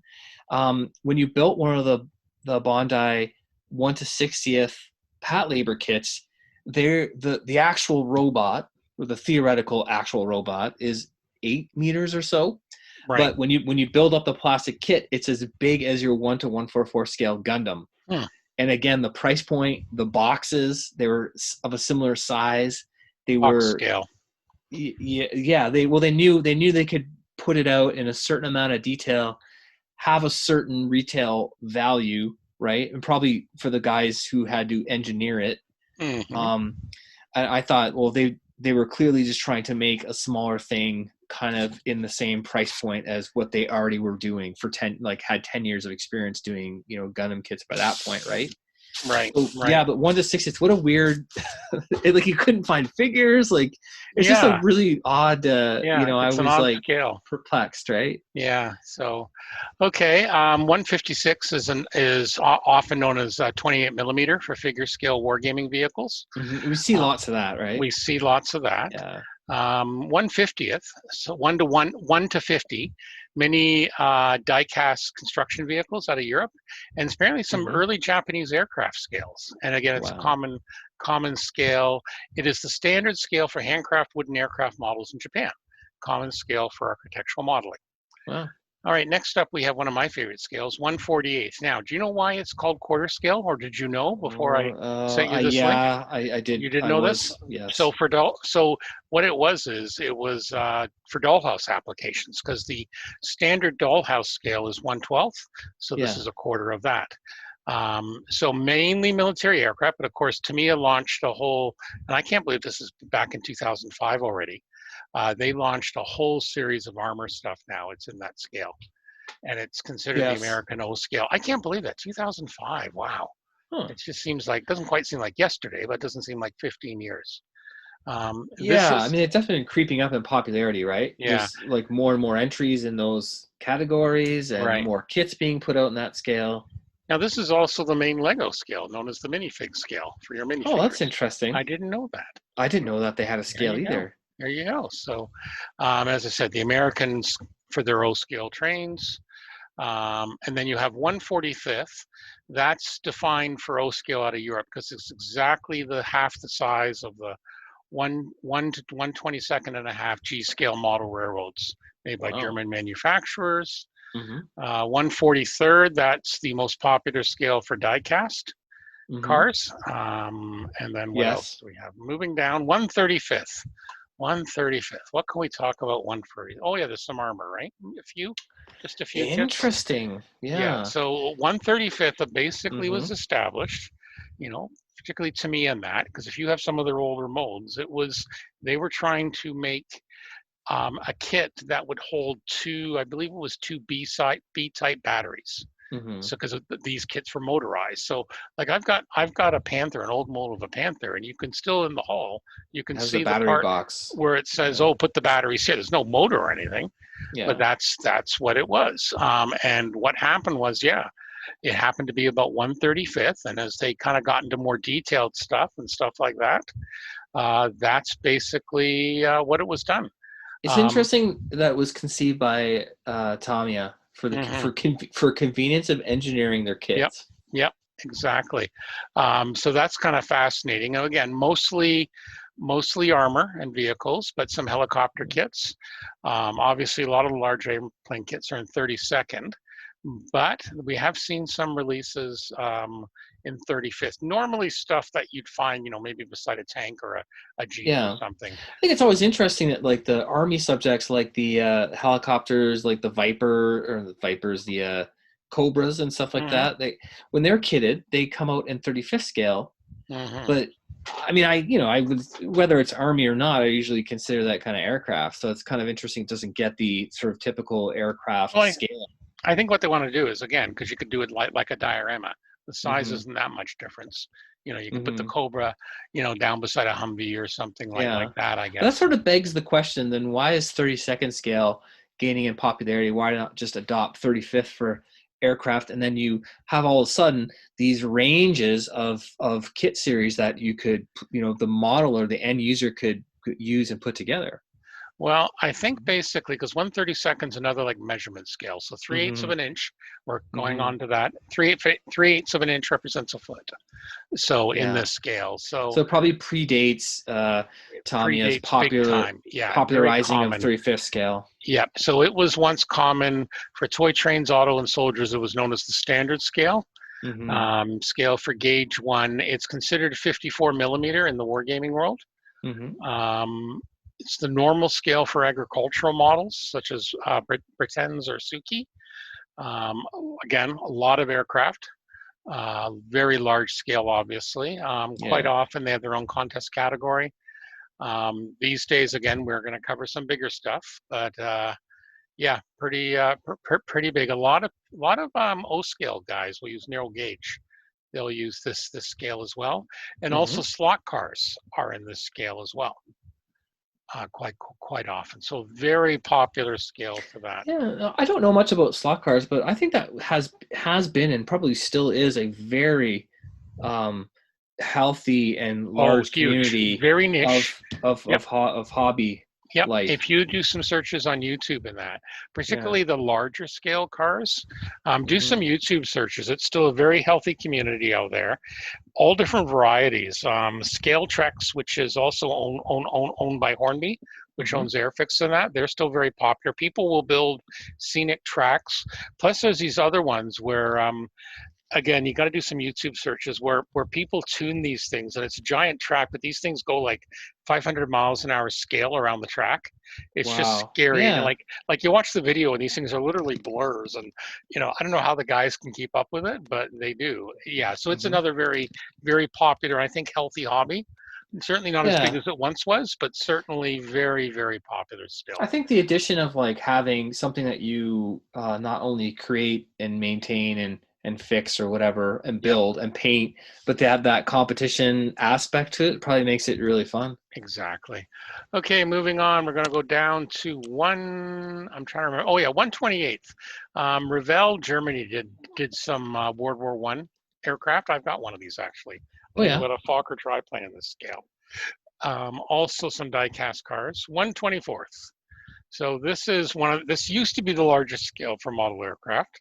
Mm-hmm. Airfix did a lot of them, but quite a few manufacturers now. Some Mm-hmm. dollhouse, it's known as half size. So yeah, big. You got to have some room for these. Now we're getting into these Yeah. big ones. G scale 122.5. I mentioned that before. G scale trains made by Mm-hmm. German So we're manufacturers. not riding the trains in our garden yet, are we? Not quite. We're getting there. Soon. No, these ones are the garden scale ones, but they're Yeah. still pretty big. 120th, Tamiya's Formula One line, and some of the other manufacturers have these. Yeah. So yeah. Okay, 119th, that's on the 16 mil scale, live steam Yeah. model railways. So again, some amazing kits that people either make or they buy or whatever that actually run on live steam. Yeah. 118th, some die cast kits. The old G.I. Joe, a real American hero line of figures and vehicles in that scale is in that one. So those were the 3 3/4. Yeah. I used to love playing with those when I was a Yep. kid. Yep. Live steam trains, non-rideable. That's 1/16th. Also, Ertie's popular line of farm and construction materials produced in this size. Oh. Also, tanks. Big tanks. We're seeing quite a few of these pop up now. Yeah. Tommy is putting them out, and Well, fine they're scale or scaling up, RC right? or metal in that. Yeah. I should have mentioned 118th is aircraft being made now. So Hobby Boss, we Yes. talked about the Huey tonight. The Harrier's been out. Again, big kits, absolute monsters. Yeah. What else do we have? 114th, you're going to start to see some RC tractor trailer trucks in that scale. Mm-hmm. And then we also have 113th, Aurora's monster scenes and prehistoric scenes. So these are the classic dinosaur and monster kits. They were in 113th size. 112th, action figures, collectible cars in that scale. We've seen 1/10 and 1/9. That basically covers motorcycles and stuff like that. And toys, looks like. Yep, 1/8. This is where you're getting into your live stream rideable, and some garage kit figures, some Aurora Monster Classic kits. Again, you're starting to get into some big stuff here that you can ride. Yeah. Okay. Which is, I've always found that extremely odd. Well, guys are riding trains. I know, but you know what? It's I'm not saying steam. I'm not saying I wouldn't have fun with it. England, it's a huge thing. There's actually a group just west of where we are in Strathroy. Yeah. They've actually started they've actually started. I don't know if they have any steam yet, but they have trains that you ride on in that scale. 1/6 off-road radio control buggies, children's fashion dolls, etc., etc. A lot of toys again. A lot of toys. 1/5 large-scale radio control cars. 1/4 rideable miniature railroads, steamrollers, traction engines. Oh, you do. Plastic model engines. Sorry, you skip by on the 1/6. That is a common scale for anime figures. Oh, sorry, my apologies. Because that's a really those kits are that's a really popular part of anime and Japanese model culture, is that it's like the characters from the shows in 3D, right? Standing in a pose, like it's figure modeling, but it's certainly its own thing, and 1:6 scale is a very common scale for that. So you get a decent sized kit at when you've put it together. 2 inches equals a foot of that scale. Yeah, I would think so. Okay, then we have did I mention 1/4 scale? Yep, so I mentioned that now. 1/3 scale is known as P scale. Never knew that. So these, again, your rideable narrow gauge park railways, steamrollers, traction engines, stuff like that. So, if you look at the old steam engine we have at our local park, it's probably 1.3 or the next scale below. Might have been smaller, but down at Springbank Park, you remember the steam engine there, or are you too young for that? It's still there. Is it still there? It's not steam anymore. I think it runs on something else, but it's still there. Yeah, very electric.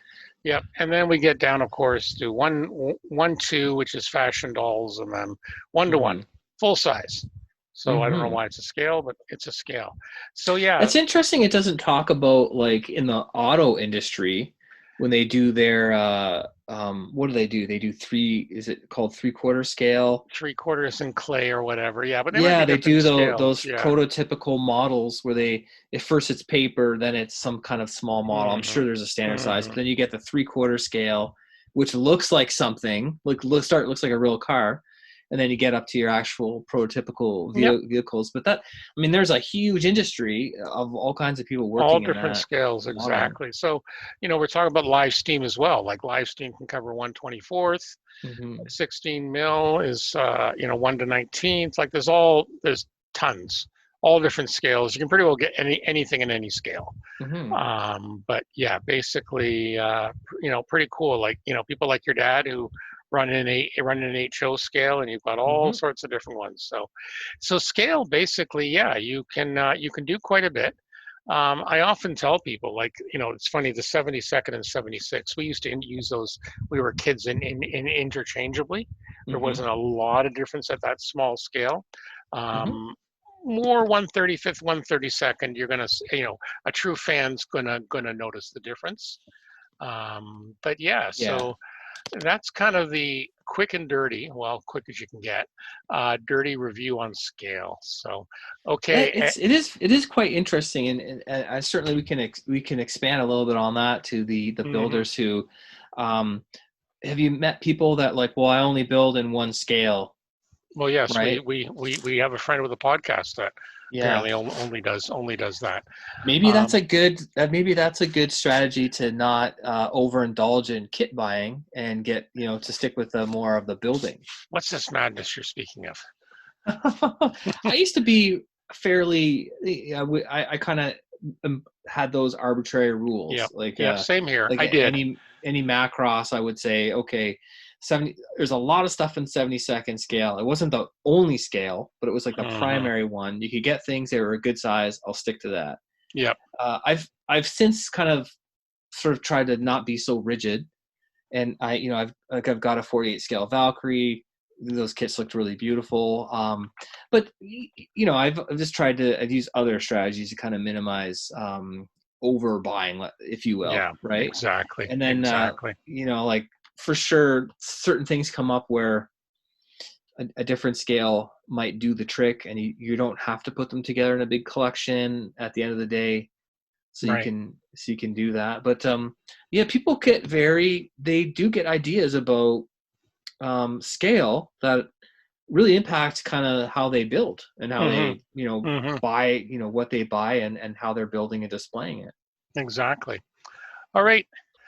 Moving on to our Talking Tools segment, and we should say this is sponsored by Goodman Models, and it will continue to be sponsored by Goodman Models, even if you're not here in person sometimes.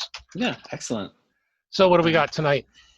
I like the idea of the traditional machinist straight edge, maybe a drafting tool. I don't know exactly where that sort of came from. I'm assuming some kind of machine industry, trades person kind of tool. But I remember my dad had a straight edge that had no no increments of any sort. It was literally just like a metal ruler with a beveled edge. Yep. And I think that it would be used obviously for marking stuff out and just to, cut things against.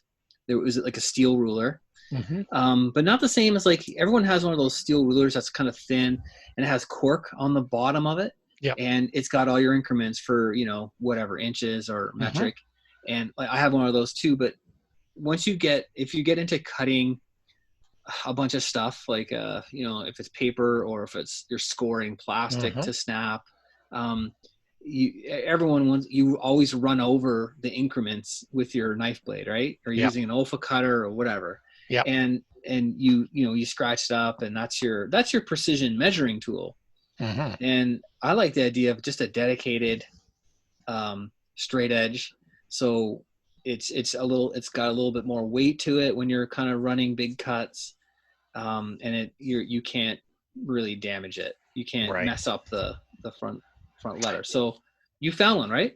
Yeah, so I found one here because I remember these in shop class. Yeah, people use them for usually made out of aluminum or steel or something.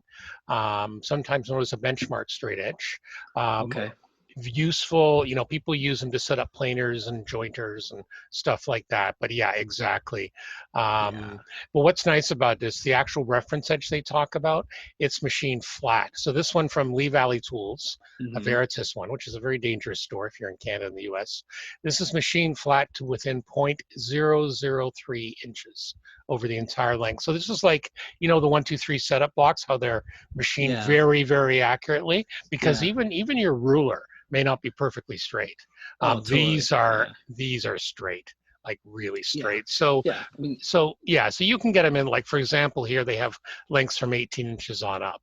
But yeah, that's what they are. And I think particularly if you're doing a lot of scratch building, a lot of cutting, I'm sure a lot of the people building like buildings for dioramas or the model railway guys, they'll find these very, very handy. I'm always cutting long strips of things. And and you know what, like you, I just haven't got one. And I know you can get them in smaller increments as well. I just found one quick site here that I'm sort of remembering like a 12-inch one that was like a shop tool that my dad had, and so it looked like a traditional ruler, but with that one beveled edge.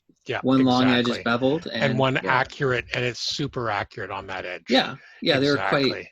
They're meant to be precision tools, not like a stamped, the measuring ruler may not be exactly like that. Exactly straight. And that's why they use them to, set up machines and that. So no, a very good choice there. And as I said, I'm sure there's quite a few of our listeners that actually have one of these. So excellent. So, okay, what I'll do is I'll put the link to the Lee Valley one, but again, just do a Google. Google something to consider, right? Something to think about. If it's something you're using a lot, and if you want that true accuracy, almost as much accuracy as a super sanding block. Exactly. Okay, let's move on. So what's on the bench? So what do you have, Stu? I got a couple of things. So I'm still working on that Academy 135th Panzer IV. I do have the base coat on, and now the next thing I'm going to be doing is something I've never done before, and that's the hairspray or chipping technique. Cool. So basically, I'm going to do this in like a desert camouflage, but it's going to look like it's been, painted over from the standard gray European one, and then it's seen some action, so some color, the desert base coat start to come off a little bit. So never done this before, seen a lot of tutorials. Kudos to Panzermeister 36. He did a great tutorial explaining it. So I'm kind of following that. So I used the Vallejo stuff. I got a couple of my paint mules. The first one's it's a little old 1/144th Tomcat, and that thing must have probably to scale a foot of paint on it in 28 different layers over the years. So I threw some of that on, but I think I left it too long. So, and I went back and they say, as soon as the paint dries, like what some people say is, as soon as you've put your overcoat on, you stop, cleaned your airbrush, you should then start doing the chipping. So the first one I didn't do that, and it came through, but it was a bugger. The second one I had another old APC paint mule with only one coat, Mm-hmm. applied it, again, cleaned the airbrush, waited a couple more minutes, and then what you do is you basically take some water, Mm-hmm. brushes, some denture picks, whatever you want, and you soak the area you want with a little bit of water, and that soaks through the overcoat. Then it reacts to the the hairspray or the chipping fluid below, and Yeah, that's you brush it off and produces a very realistic chipping or rust effects or whatever. Like it's one of those things until you try it, you don't realize, it's pretty cool. When it works great. I was very impressed. that's awesome. I gotta admit, I have never tried that. I'm really into the using a sponge Yep, and using like a fine brush. Like yep. I'm And vibing that's on the way that, I let's was. say. Yep, and that's Yeah, the but I'd way love I to try was. it. Yeah, and that's what I thought. I'm going to give it a try. It definitely does some pretty cool, to me, on again, just the first time doing it. There's Hmm. definitely stuff that looks a bit more natural than if you tried to use a sponge. Right. Especially for things like rust and that. I think it'll look good using a sponge, don't get me wrong, Yeah. but it does seem to look a bit more natural because that's what you're The actually sponge doing. is hit or miss. Like Yeah, you got to I watch your was sizes and stuff yeah, I like was that. getting I would have a sponge like torn a certain way, Yeah, and it would just be so yeah, realistic and just what I envisioned. yeah. And then I'd be using a sponge the next time, and I couldn't You couldn't match it. tear it in the same. It would be Yep, coming out clumpy, so I'd have to sort of go exactly. back and adjust it. Yep, yep. And I think this is why people made this technique because Mm. it definitely it looks a lot better more of the time. Yeah, So again, I've only tried it once on this paint mule, and yeah, it looks pretty good. I realize there's a few things where I change things slightly, yeah. but overall, I'm pretty impressed. Now again, some people use a particular brand of hairspray. Hmm. I have the Vallejo chipping fluid, which I thought I'd try. Hmm.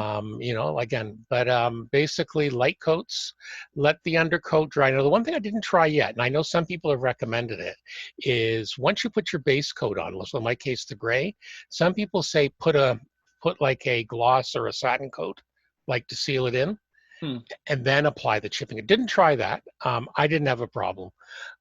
So we'll see what happens when I try this. So I haven't decided if I'm going Yeah, to put a gloss coat on it or not, but we'll see.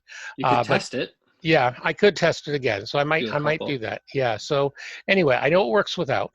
And Yeah, so yeah, the only thing about it is you've got to have the time to do it right there. So you're going to have to plan airbrush that. a Yeah. couple of, yeah, and you got to be very thin on the hairspray. On one side, I purposely went a bit heavy on one of them, Hmm. and it Is it looks scrub when, more? yeah, well, it no, but it also chips the overcoat paint right away. It looks like a bad paint job. Like the Oh, moistures, started to, even before it's chipped off. Now again, if yeah, that's an effect you want, that's awesome. But you have to kind of give it a lighter coat if you want to be subtle. yeah. So I do two thin recall from coats. our interview with Mike Rinaldi, sort of one of the pioneers, or at Yeah, least exactly. He is spreading one of the that idea. pioneers. Yep. He likes the Tresemme brand, and it was the Hmm. medium Yeah. hold that he wanted. And that's what And my wife, and that's what my actual wife uses as hairspray. So well, there you go. I know, but that could be hazardous to oneself. I think I better get One my own. model at a time, and Yeah, you if won't you're run out lucky. and leave her Yeah, stranded. she won't notice. That's it. Yeah, that's the ticket. Anyway, so no, definitely kind of cool. I'm looking forward to trying it on that one. Hmm. But as I said, if you do it, you have to do both the chipping and the overcoat. Spray the chipping, let it dry, spray the overcoat, and do the actual chipping Yeah, technique all in one go. You can't leave it. yeah. At So least I plan found. your session. Yeah, exactly. This one you have to plan. So I just haven't done it yet. So in the meantime, well, that's been working away. I Hmm. did drag down the famous box queen, the Hasegawa 1/72nd scale Lancaster, Hmm. slowly but surely. Fortunately, there was no photo etch this time, at least at this point. Actually, there was a little bit. I lie. I did get the nacelles on, and there was a very simple piece of photo etch. Basically, one fold, and you shove it in the landing gear bay. So that's slowly working its way. So Hmm. yeah, so that's what's happening here. And then, oh, I should mention the Great Airbrush Tragedy. Oh Well, yeah, you said tragedy you challenge. lost something. You lost a Yeah, piece of it. so Oh yeah, jeez, so I think it was on it's Saturday or rough. Sunday. I was going to do this chipping technique and all that. So I was giving the airbrush. I think I'd finished putting the base coat on or something. I'm trying to remember what. And And then all of a sudden, I'm hearing a weird sound. It sounded like a air leak from the hose area. So I go, that's odd. So I finish cleaning it and all that, plug it back in, and this is a 105 Patriot by Badger, great little airbrush. And there's still this funny sound. So I decide, okay, I better take it apart completely. Obviously, maybe there's a piece of gunk in or something, and I've done this before.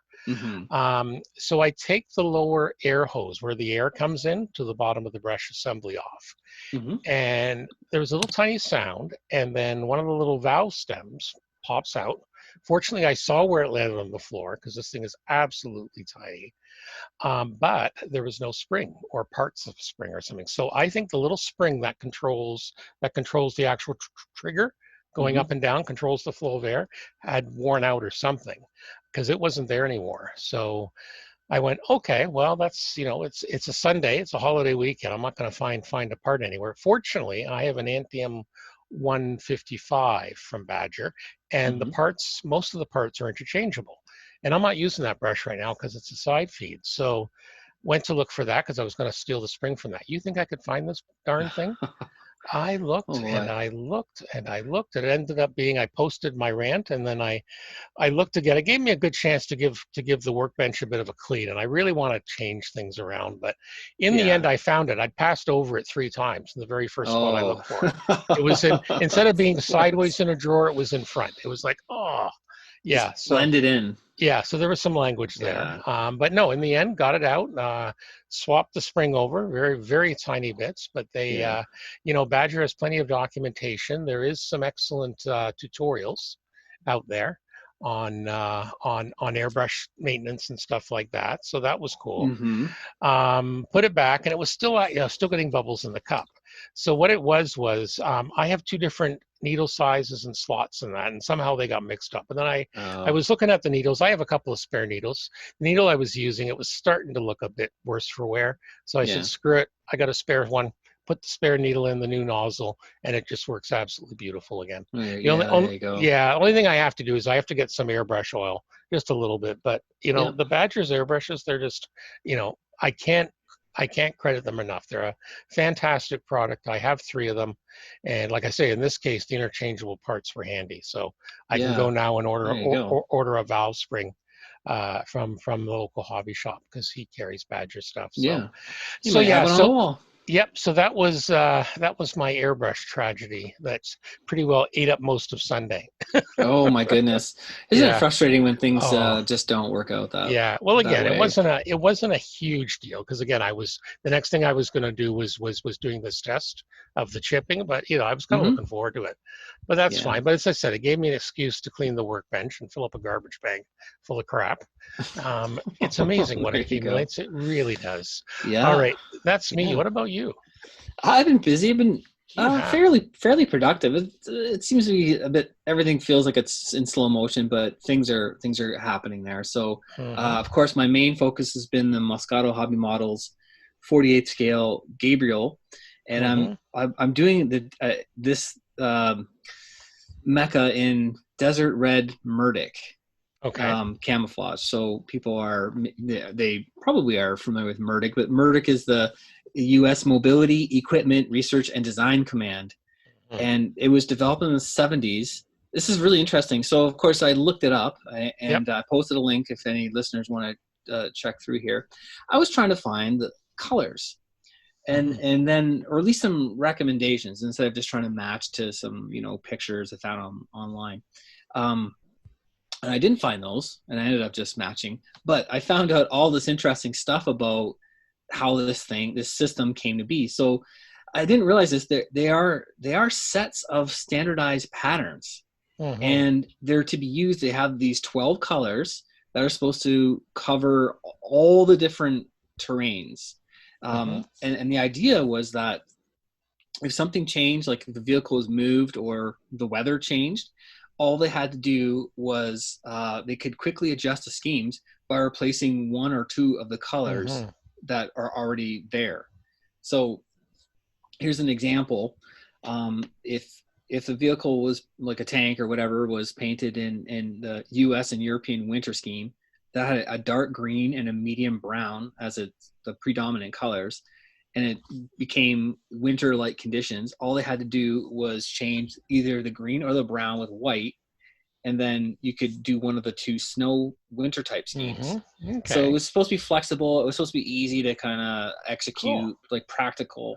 And but interesting. I think that you end up with a lot of vehicles that were painted in one scheme and then never changed. They're just, it's still interesting. I never, I'd heard of the name, but I'd never heard of like behind the scenes. Yeah. This is very cool. And that they were supposed to be, they could either be hand painted or they could have been sprayed depending on the, equipment available or in the field or whatever. Right. And so sometimes you would get both. Cause I was thinking about, well, should it be hand painted? Should it be looking spray painted? Should it be whatever, right? And so you think about it, it probably could be a mixture of both.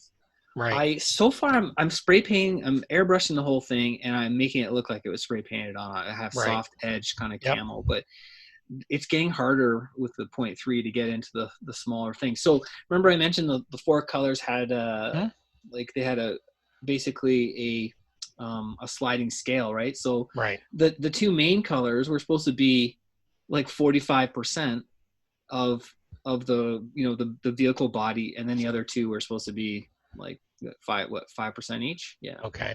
5% each, right? So like the little black and the little white squiggles were meant to be 5% coverage. So I thought that was when I started reading it, then I had to, I went through a bunch of my paints, figured out which colors I was going to use. And then I was looking at, some samples, like what are the shapes? Because the shapes are supposed to be they're supposed to follow some kind of form, right? So they conform to the rules. So it's been fun. It's a different kind of thing. I've never done any Murdic or like UN camouflage before. So it's kind of neat. It's kind of interesting. Yeah, no, and I know you showed me a picture before we went to air, and it's coming along nicely. You'll have to keep sending us photos of your absolutely. progress. I'll throw one up. Okay. So I'm working a lot on that, and then I'm still chipping away at Trumpeter's 3/5 scale Type 89, the Japanese self-defense ground force, like IFV, and it's just the plastic it's a beautiful kit. Like it really looks, like I was mentioning to you, it looks like they took the real thing and shrunk it. Like it's just the form is really good and it looks amazing, but the plastic is kind of like not gooey, but soft. It's very soft, and it's hard to really get there's flash everywhere and seam lines. Well, it's an older kit. It is. It's about 20 years old. Yeah, it's 2002 according to ScaleMates. Yeah. So it is one of the older trumpeter ones. I think the box actually has a 2001 copyright date on it. Is it? Okay. So, yeah. The one I'm looking at here says 2002, but maybe. But it's just earlier. Whatever plastic they were using at the time, it's not user friendly, let's say, because I mean I've built plenty of Bondi kits from let's say 10 years prior to that, the late 80s, early 90s, and they it's just it feels nice. It's like a nice formula or whatever. It's easy to work with and to tool and all that stuff. Anyway, but it's coming along.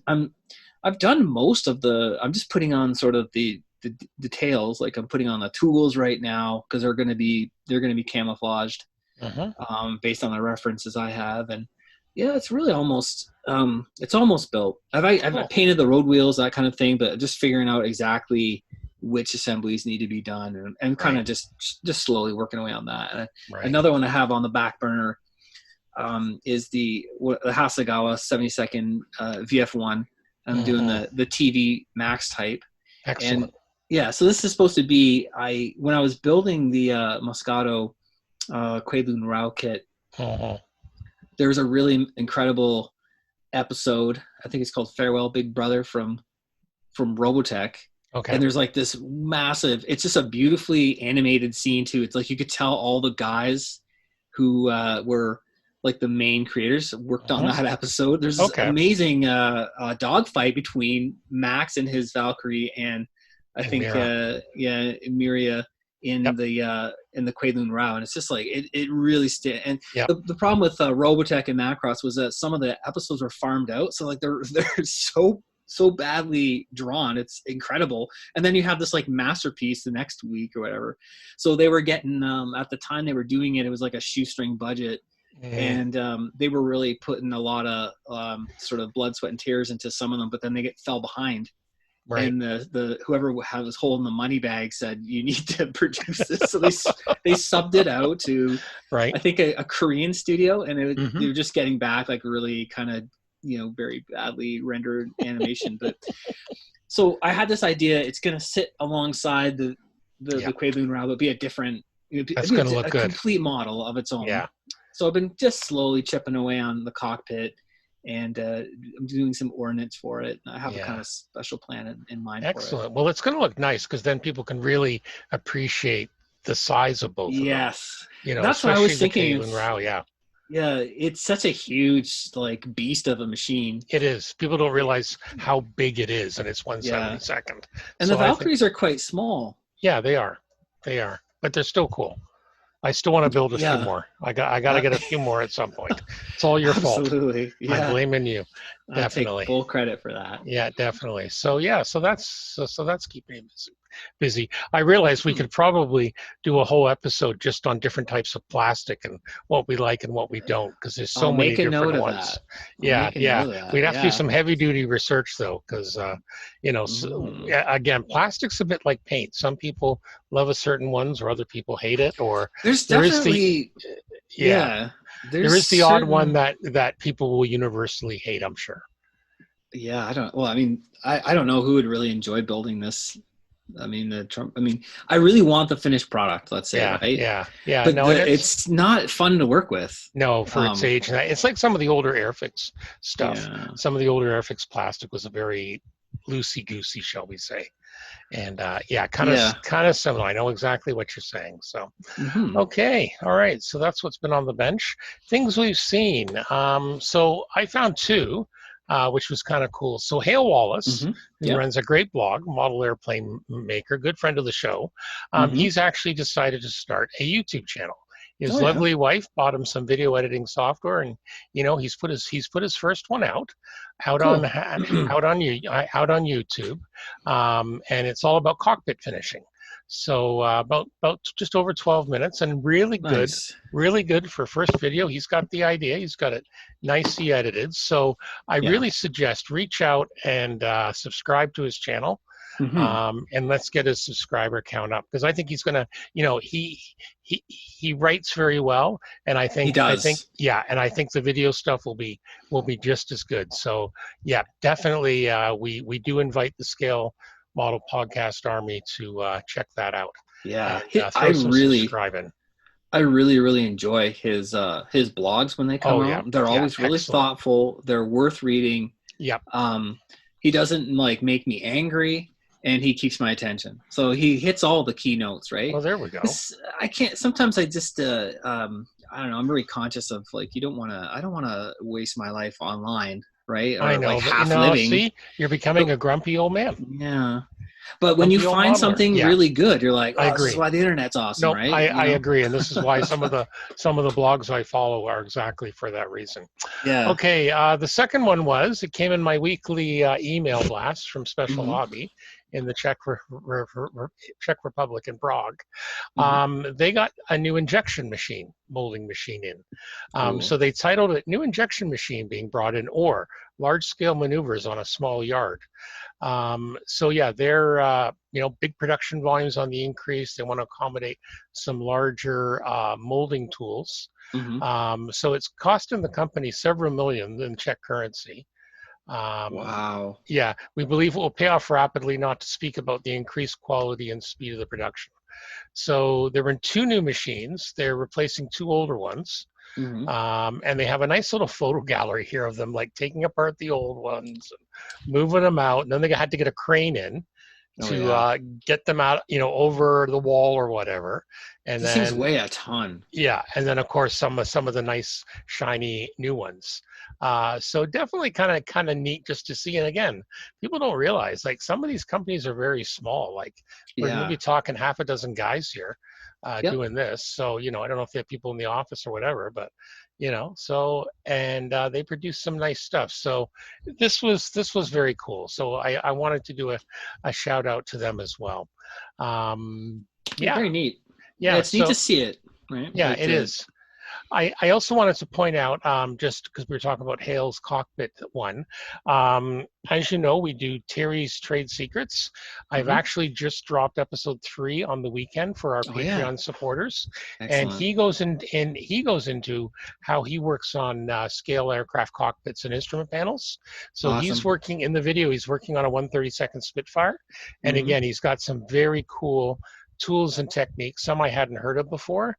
Um, Terry's really, he's in deep, and I he love is. it. He So an always impresses me. absolutely great video. So if you want to get your exclusive peek, feel free to sign up as a Patreon supporter. And, you can look up on the website, patreon.com/scale model podcast. And that'll give you the advanced stuff for that. So anyway, that's all from me. And then I am going to drop it over to you, sir, for Yeah. the last. We're calling this the last word for now from Anthony. Yeah. You never know. You never Oh, know. I've already told him, folks, Yeah. that just like Sinatra used to do on Carson, Hmm. he's welcome to do a walk on at Yeah. any time. I'll drop in from time to Yeah, time, I think, but exactly. just you know how it is. There's a lot Yep, of time pressures and a things lot of going stuff. on, and I think I can better serve you and the listeners by focusing on some quality interviews and You do it trying well. to kind of work that angle. So, Mhm. but I know I sort of thanked some people earlier on, but again, I would like to thank a number of people because it's been very interesting since you invited me on board to this, your endeavor here. We've had a lot of support from, the London IPMS Club, certainly the Hamilton IPMS Club and Alan Mhm. Mural, Sean Thomas at Scale, or sorry, yeah, Sean's SCMT, custom Sean's hobby Custom tools, Model model Tools. tools. Yeah, he's become a great friend and friend to the show. Big shout out to John Moscato for Mhm. sponsoring our build off and giving us kits to review and for prizes and for me to build. And like that, it's been really neat to interview him. Tony Jacobs is another guy who comes to mind who's just really given us tons of great feedback, right? And And yeah, ideas. yeah, and I did want to ask the listeners too. What were we talking about a little bit earlier? We were talking about the the scales. Yes. Are you one of those people who just decided to I'm only gonna do one scale, or do you just look at things that appeal to you? Mhm. Let us Let's know. we should reach out to the get some feedback. I'm curious Mhm. about that because I waffle between I've changed my mind over the years, really, let's say.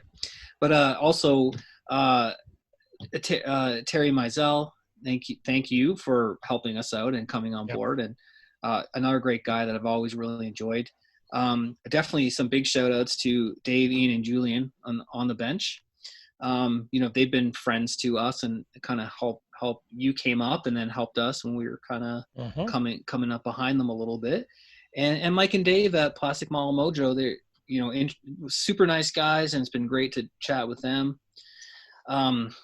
We've also gotten a lot of support from Commies Club down in Colorado, who've Yep. always shared our posts, and I'm assuming some of them tune in. But Brett Shaner and the Misses at Return to Kit Form, Mhm. they're the distributors for Moscato Hobby Models, and they're way down in Australia. And it was a real pleasure to talk to Brett, and they've given us cool swag for prizes. Yes. And there's Yes. more to come, Mhm. and more of Sean's, and more of Moscato's. Mhm. Um, Kyle at Wheels and Wings, who's going to pop up in a bench to bench sometime soon. Yep. And they've been a great support for us, sharing our stuff, and certainly my own, personal side gig with Goodman Models. They've been a big supporter of that. Also, Paul and Lindsay at Flexifile, who did generously donate some sweet prizes and we had some already go out to some winners, and there's Mhm. more coming. And all the guests, because I think, it's sort of you get some weirdo calling you and like, hey, you want to talk to me? I like models. But, some of those people took a chance and thought we were legit. So I want to give out some shout outs to all the ones I did. So we had Brett Green, we had Scott Hards from Hobbylink Japan, Mike Rinaldi came on, Anthony Seawards, Kim and Scott Taylor, Lincoln Wright, Len Pilhofer at IPMS USA, Steve at Cult TV Man, Tim at Scalemates, Jason McAdams, there are some future guests that I will only thank you. You will be cloaked in mystery until the interviews come and there's out. a ton of other guests. We can't possibly include Oh, everyone. Absolutely we can. There's Aaron Skinner at Fine Scale Modeler, Wojtek at Arma Hobbies, George Salatis at Wonderfest and the Wonderfest crew, George Stevenson, Jason McAdams, John Tamkin at Mission Models Paint. I think that's all of them. Well, let's see. Who else did we have? Oh, we did forget. We had some of the earlier ones. So we had John Bias, Jim Bates. I didn't do. Yeah. Yeah, Jeff Hodgins. Yeah. Who else? Joseph Lavender, who continues to produce some amazing micro scale ships. Yes. He produced these latest one. It's like I just want to say, okay, I give up. No, just amazing stuff. As you said, Alan Miro, Kim and Scott Taylor. Yeah. So just all of you, you're all part of a great community. It really is. So like I said, no, it's good. But I said the show will go on. Yeah. Just Anthony's going to be your roving reporter, and I'm going to start once now this is public. I'm going to start sending some emails out and twisting some arms, get ourselves tapping into some other talents, right? Get us some different guest hosts. And we forgot one really big thank you, and that's to you, not you, Stuart. To all those people who are listening right now. Exactly. Yeah. That person. We can't do it without you. Yeah, thank you for tuning in. I thought you were going to point out our spouses for being patient with us. Our wives are patient with us. They let us play. That goes without saying. Yeah, they let us play down here for a couple of hours on Sunday night and stuff like that. So good fun. It will continue, and we're hoping to do a lot of stuff ahead. We've got the new logo. There is some merchandising coming. The other thing that's going to come soon is I'm going to be putting out a survey, probably within the next month. Just to gauge what the viewers like, what they don't like. I'm actually gonna talk to a previous guest who did a survey, because we once talked about doing one together because he did one a couple of years ago. Oh yeah, very in depth. It was very interesting. So, again, cool. John. By the time you listen to this, if you haven't read my email, there will be an email coming. There you go. Well, I hope I didn't miss anybody. It really has been a great experience meeting more people than you, because I always meet people, right? Yep. Like when you go to the clubs and the shows, but this has really given me a very a different experience in coming across people and having a chance to ask interesting questions. Yep. And exactly, so I'm very thankful. No, and again, you've discovered you've got a natural knack for not only interviewing but getting guests. You are amazing for getting that. Exactly. And I will continue that. I do have quite a few very interesting ones lined up. So he does. You can look forward to those. I also am going to wrap up my installments for Bench to Bench. There's a couple more planned. And then maybe Stu, you might want to take over. I've got a couple in mind. I got a couple in mind. We got a coordinator list, so we're not calling the same people. And that's right. Yeah, we've got some stuff with Terry and a few other things in the pipe. So and I'm still working on. Stay tuned. I'm still working on in-depth report. So there is a new part coming out shortly. Yep.